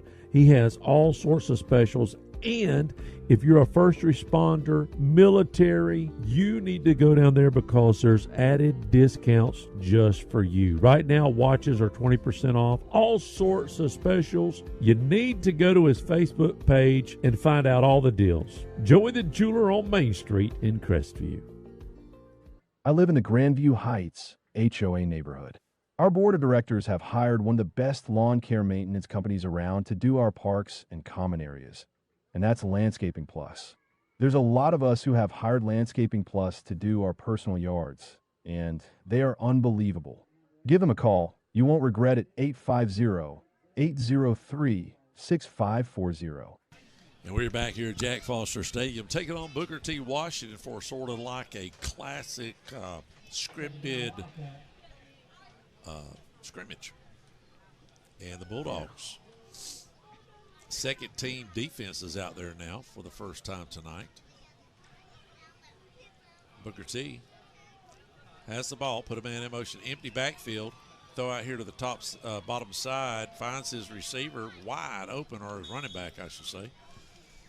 Yeah, that was completed on, like you said, a bubble pass over to Drake Carter for Booker T.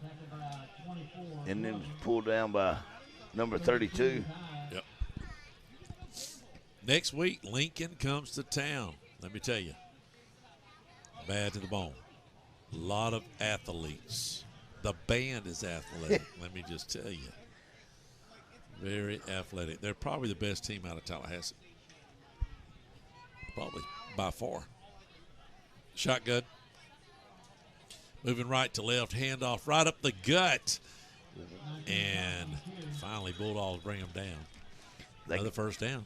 They got number 11 back in, Caden Osborne. He's back in with the backups, but he's a senior for Booker T. So maybe the coaches said, hey, look, let's just try to get your backups in, back and forth, you know. So I'll be honest with you. We took Zai out and Brock played some, and now he's playing again. So, you know, whatever the coaches come up with, I think it really doesn't matter. Just want to try to get reps, try to get your plays in that you want to see if they work or not against a certain defense. Osborne being blitzed. He runs out the top side. He gets rid of it and finally caught. Whoops, sorry about that, folks. Yes, Stone Coburn had his hand on number 11 of Caden right there, and he missed it.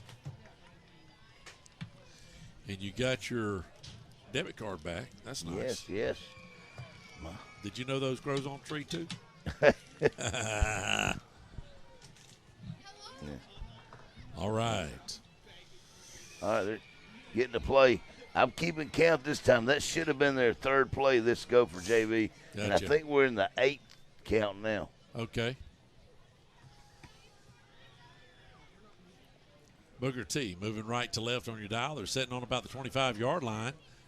Osborne's got a man wide open out here to the near side, and he's still on his feet. Finally brought down at about the 10-yard line. We'll see where they mark it. Scott, what do you got? I don't know. Scott's not here. He's on vacay. Him and Dusty both. Just wandering around. Right. Nothing to do but just go. Must be nice. They're going to try to kick it, huh? Yeah. Or no? Yeah, I was trying to look up on the roster. That was number 45 that made that tackle, but he don't have a 45 on the roster. So no, they're not going to kick it. They just set up. I don't know what the world they was doing, but he almost scored down at the 1-yard line. They handed it off, and when I was looking at my camera viewfinder thing, it looked like that the linemen were setting up for a kick.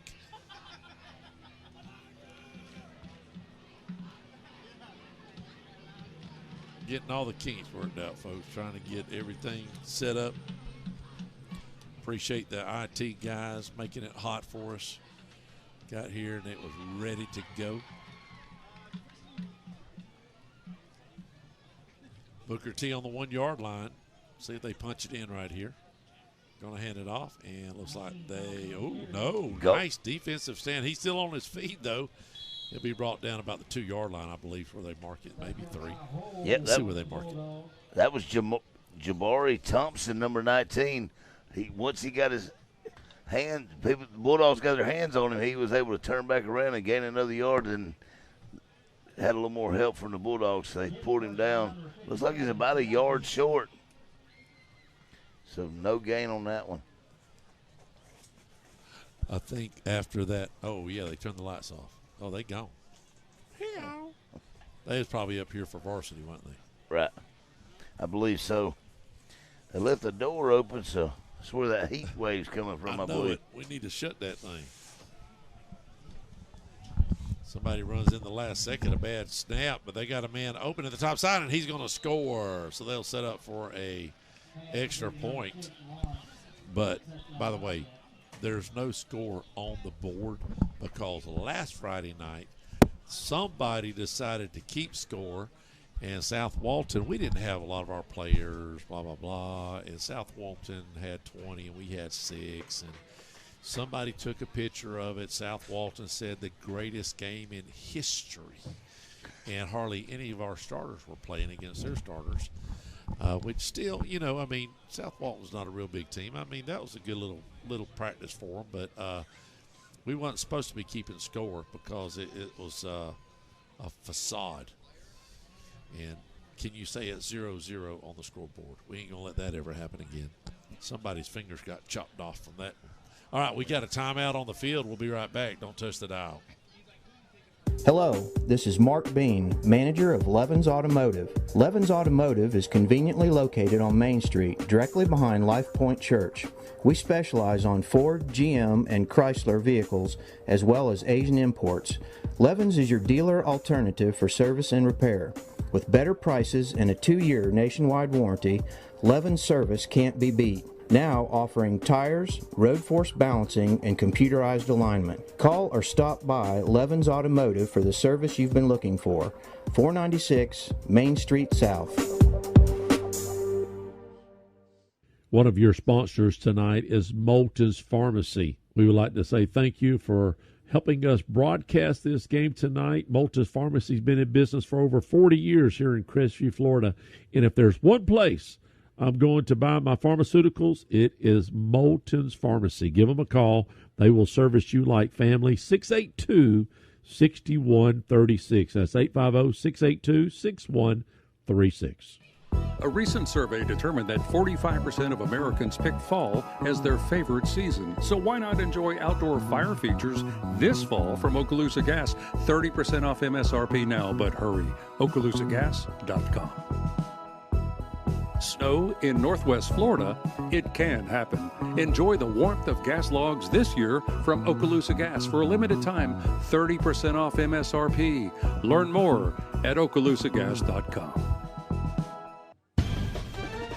Hello, this is Dixie Dan Powell. Just like in the courtroom, you got to be bulldog tough. It takes teamwork to get to the goal line and to win the game. Go Bulldogs. Call us, Powell Injury Law, 850-306-2667. That's 850-306-2667. With my husband deployed, I have to keep up with everything that needs to get done around the house. Well, I called Power Washing Pros to pressure wash my driveway, soft wash my house, and even wash my privacy fence. Our home has a totally new look and feel. Power Washing Pros did a fantastic job. They were so nice and professional. I highly recommend Power Washing Pros. You should give them a call at 850-605-6849. That's 850-605-6849. You know, you don't have to say a lot about a business if they've been in business for over 30 years. Well, Perry's Transmission just hit the 31-year mark. And if you need your transmission fixed, that should speak volumes if you can be in business for 30-plus years and have a great reputation. That's Perry's Transmissions. Open Monday through Friday, 8 to 5. Give them a call, 850-682-3711. They're located out on East 90, right in front of Twin Hills Park here in Crestview, Florida. If you're just tuned in, it is second go-around with our backups is out there on offense and defense. And we're keeping up with the yardage. So you guys are in this round. So Sandy Jackson won the first round. How many yards the Bulldogs are going to be able to accomplish? And it was 132. She had 126. I'm going to go through my numbers again, but I've already given it to Cindy. Oh. Handoff. Hit at the line of scrimmage. Nothing there. He tried to toss it to Jalen again, and he took it in his hands in the backfield right there on like a speed sweep to the left and just juggled it. Never got possession of it before he got tripped up. Right. I had a 140. That was the next close, but that was 8 points. She got it by almost, it was 6, 126, and it was 132. So this time, whoever gets closest will get 2 buffets down at the restaurant. All right, here we go. Bulldogs trying to move it down the field. Going to the dark corner. Quarterback being hit hard behind the line of scrimmage, and he was brought down with authority. Yeah, number 26 for Booker T. Blitzed on the outside, coming heavy, and got him pretty quickly. That's Tyler Teat, outside linebacker. He's a junior for Booker T. Look like the right tackle, though, just I don't know if he was trying to just let him go, if it was a read or what. He didn't even go. Again, shotgun. Spears hands it off to his tail. Nice run. Good blocking there. Get back past the original line of scrimmage, about a 10-yard run. Who was that? That's number 25 with Caden Wright. So he done a great job.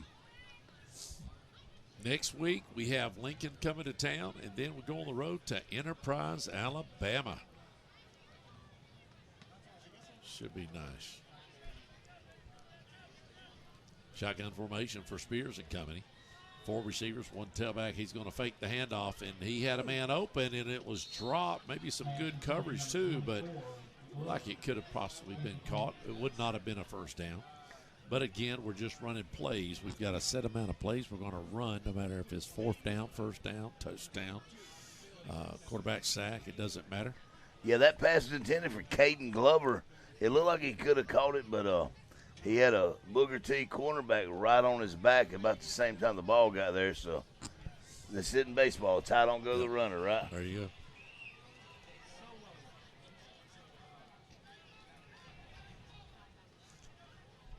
Spears with 1 man in the backfield. 3 receivers, 1 tight end. Little high snap. He hands off to the far side and trying to stretch it out, and nothing happened. He actually got hit behind the line of scrimmage. Brought down. Booker T's, I think, overall, has got just a little bit more speed than we do. Just going to be honest with you. Pensacola, some reason, have faster guys than Crestview. Pick your poison. Any Pensacola team you want. They're going to have just a little bit more speed than the old dogs. Absolutely agree with that. There's something in the water over there, or collard greens or something. I don't know. But my collard greens are good, too. I got ham hocks in my collard greens. Fake the pass or the handoff, and the pass was incomplete. I'm sorry, guys. I missed that play, but it was incomplete. That pass is intended for Caden Glover again on this right-hand side. It was just deflected off of him. But it was a great blocking, though, for the number 60 because he was climbing to the outside backer, and he had a great running lane if it would have been a completion.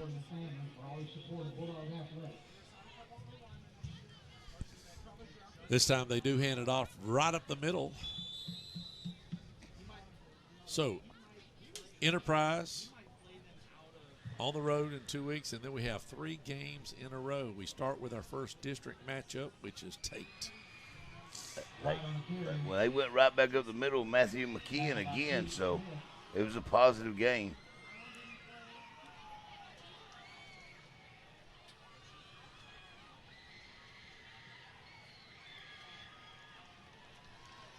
Swallowed up there. Real quick, let me give you, while we're, just so you can see it real quick, let me give it to you. There's your schedule on YouTube. You've got, then we got Pine Forest Tate, and Coffee County at home. Then we go away to Pace, and then Tampa down there, Mitchell. And then our homecoming is Niceville. That's really the, did you want to have homecoming September the 19th? I think that says in about 400 degrees. No. So our only other home game was Niceville down there at the end of the schedule. The only thing about that last year during homecoming, everybody left. It was quiet as a church house. You could hear a church house mouse. So I'm hoping against Niceville, everybody will stay until the end of the game. I mean, if we got them at halftime by 40, I say go ahead. That's right. Okay, we'll let you slide, but I doubt that's going to happen. Right, because anytime the Niceville comes or Crestview goes down south, it's always a good game to the last whistle. That's right. That's right. And the students get really involved in them games too. It's oh yeah. I seen on Facebook the other day talking about Crestview being a 5A when Fort Walton and Choctaw and all those smaller schools. But I tell you, for the students at Niceville, Crestview, it's definitely a big time rival. I don't know why we're moving the ball backwards. Must have been a penalty of some sort. But are we fixing to try to punt the ball, or are they getting the ball on the 20? They're getting the ball on the 20. All right, we got it figured out now. Thank you very much. Booker T hands it off. Going to run it here to the near side, and he's got some running room. Did he get in? No, he did not. He's 1 yard line, because I don't have the view on the post that was in my way. He was tackled at the 1 yard line. That was Leroy Murphy, senior for Booker T, running it. But like I said, he was held up short right there at the 1 yard line. Great defense by the Bulldogs. But it was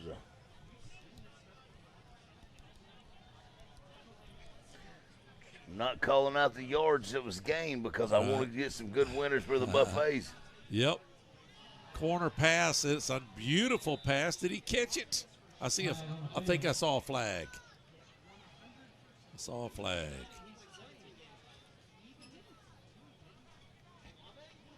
He's going to pick the flag up. He did. Let's see where they're going to call it pass interference, but the ball can't move very far. It's half the distance, so it'll move about a half a ball because they was pretty close to the. It was on the 1 yard line, so they're going to go to the half yard line. So yeah, they moved it about a foot. You can tell Parks is down there training. He's just standing back. Osborne, shotgun formation, puts a man in motion. He looks. He's going to roll out to the top side. He has nobody there. He's just going to throw it away just so he looks like he almost would have gotten sacked.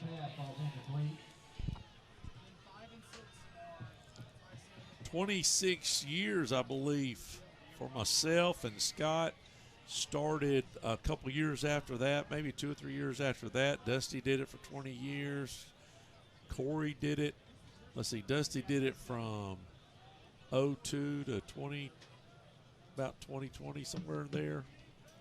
Corey took over. You came in with Corey a couple of years, right? Yes, sir.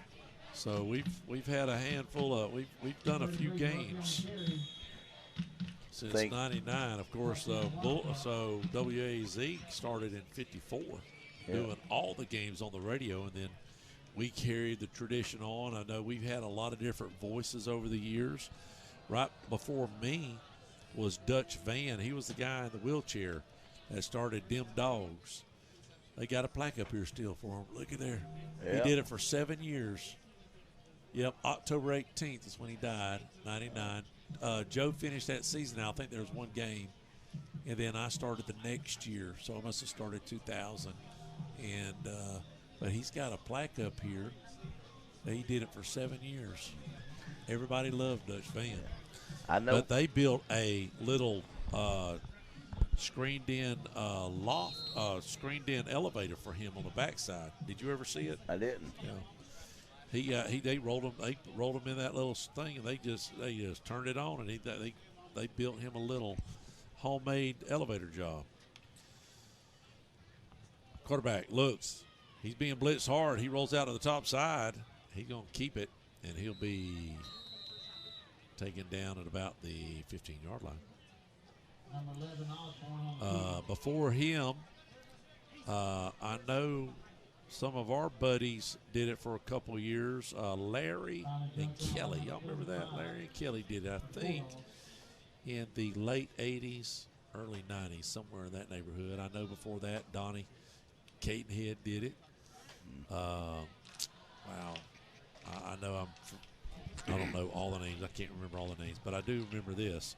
After we left the ball game, we'd always click it on just to hear what the coach. Generally, there's a throw in the corner, and I look at their poles right in the way. Did he catch it? No, he overthrew number 21. That was 21 was on reception. Rayshawn Alexander. No, I'm sorry, Jaquan Rogers. Jaquan Rogers was the intended receiver.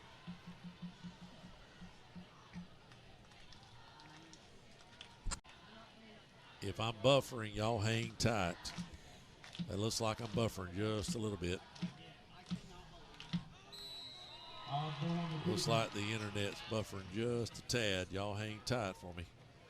Says we're good now. There we go. Sorry about the buffering there, folks. If you're on the radio or on YouTube, every now and then we'll have a buffer job. Now, I've got the old Elon Musk little satellite thing that I'm bringing on the away games just to make sure as a backup.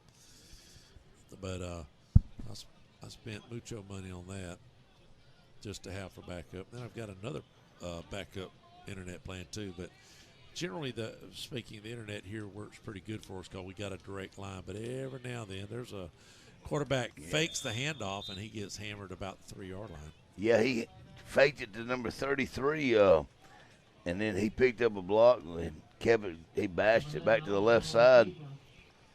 Jason Caden Osborne looks like he picked up about, 5 more on that. Yep. All right, looks like we're going to have a change. Y'all hang tight. We're fixing to wrap this thing up.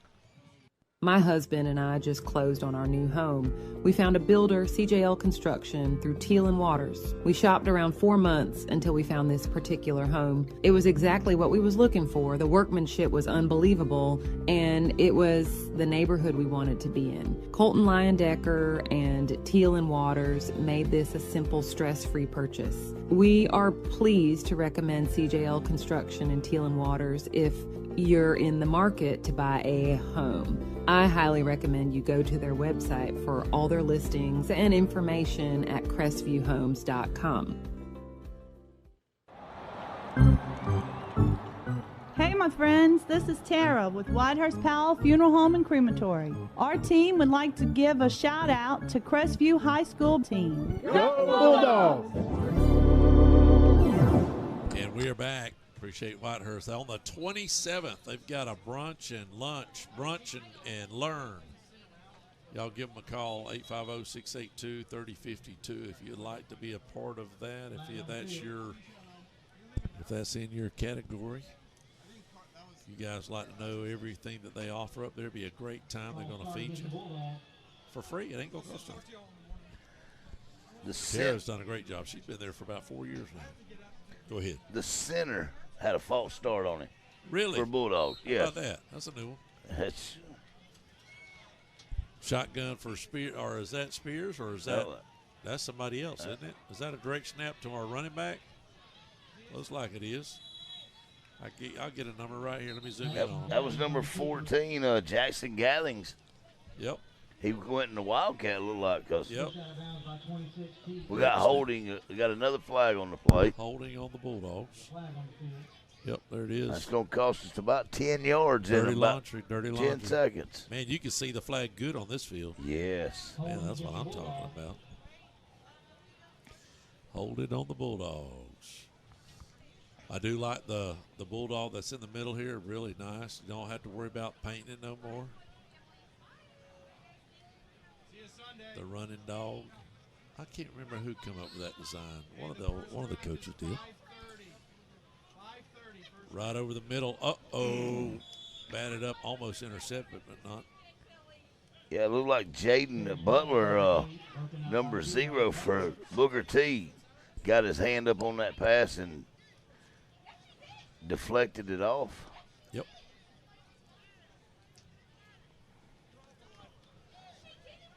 That was the third play of this. I think we're in the 8-drive possession now. So. All right. Getting really close to the end. Then we'll get our totals. Oh, nice pass right across the middle. Call. A long way to go, though. We'll get the tally for the total yards. You got a running total or? Yes, sir. Okay. So we'll know pretty quickly, and we'll break it down. It's a Thursday night. Everybody wants to get to work tomorrow. But we appreciate you letting us get the cobwebs out tonight, getting everything set up, and just trying to work on our names and getting back in the flow of things. Coach O's first time back in a while, and actually when he started, he was on camera. That's right. But he'll be doing all the games with us this year, and maybe as long as he wants to. Finally gets rid of the ball, almost intercepted as the quarterback rolls out there to the near side. Was that Brock? It was. Looked like he was just about right before he got tackled. He threw it away and almost intercepted, but incomplete pass. Spears pass incomplete, broken up by 41, Williams. Yeah, it was almost an interception, but just enough at the sidelines to get him out of bounds before he caught it. Yep.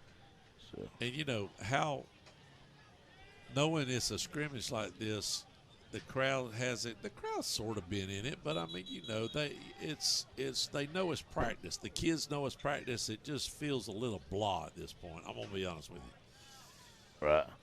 I can sense it. If Scott was here, he would tell you the kids are just standing there. Well, we're going to get a couple of yards back because we just got off sides from the Booker T. So there we go. We're going to get some positive yards now on this play. Field looked really good. Whoever installed did a good job. Really good. Really nice. So all of the high schools in Okaloosa County now playing on this turf. Yep. I tell you, it's nice. Coach Grant's letting us come over from Davidson to practice a little bit. Oh, yeah? And, you know, we'll play here next week. And oh, that's right. I tell you, it does. The route tree, everything that the kids are doing, it's what the school district's done to get these fields put in. It's been an outstanding job. Right.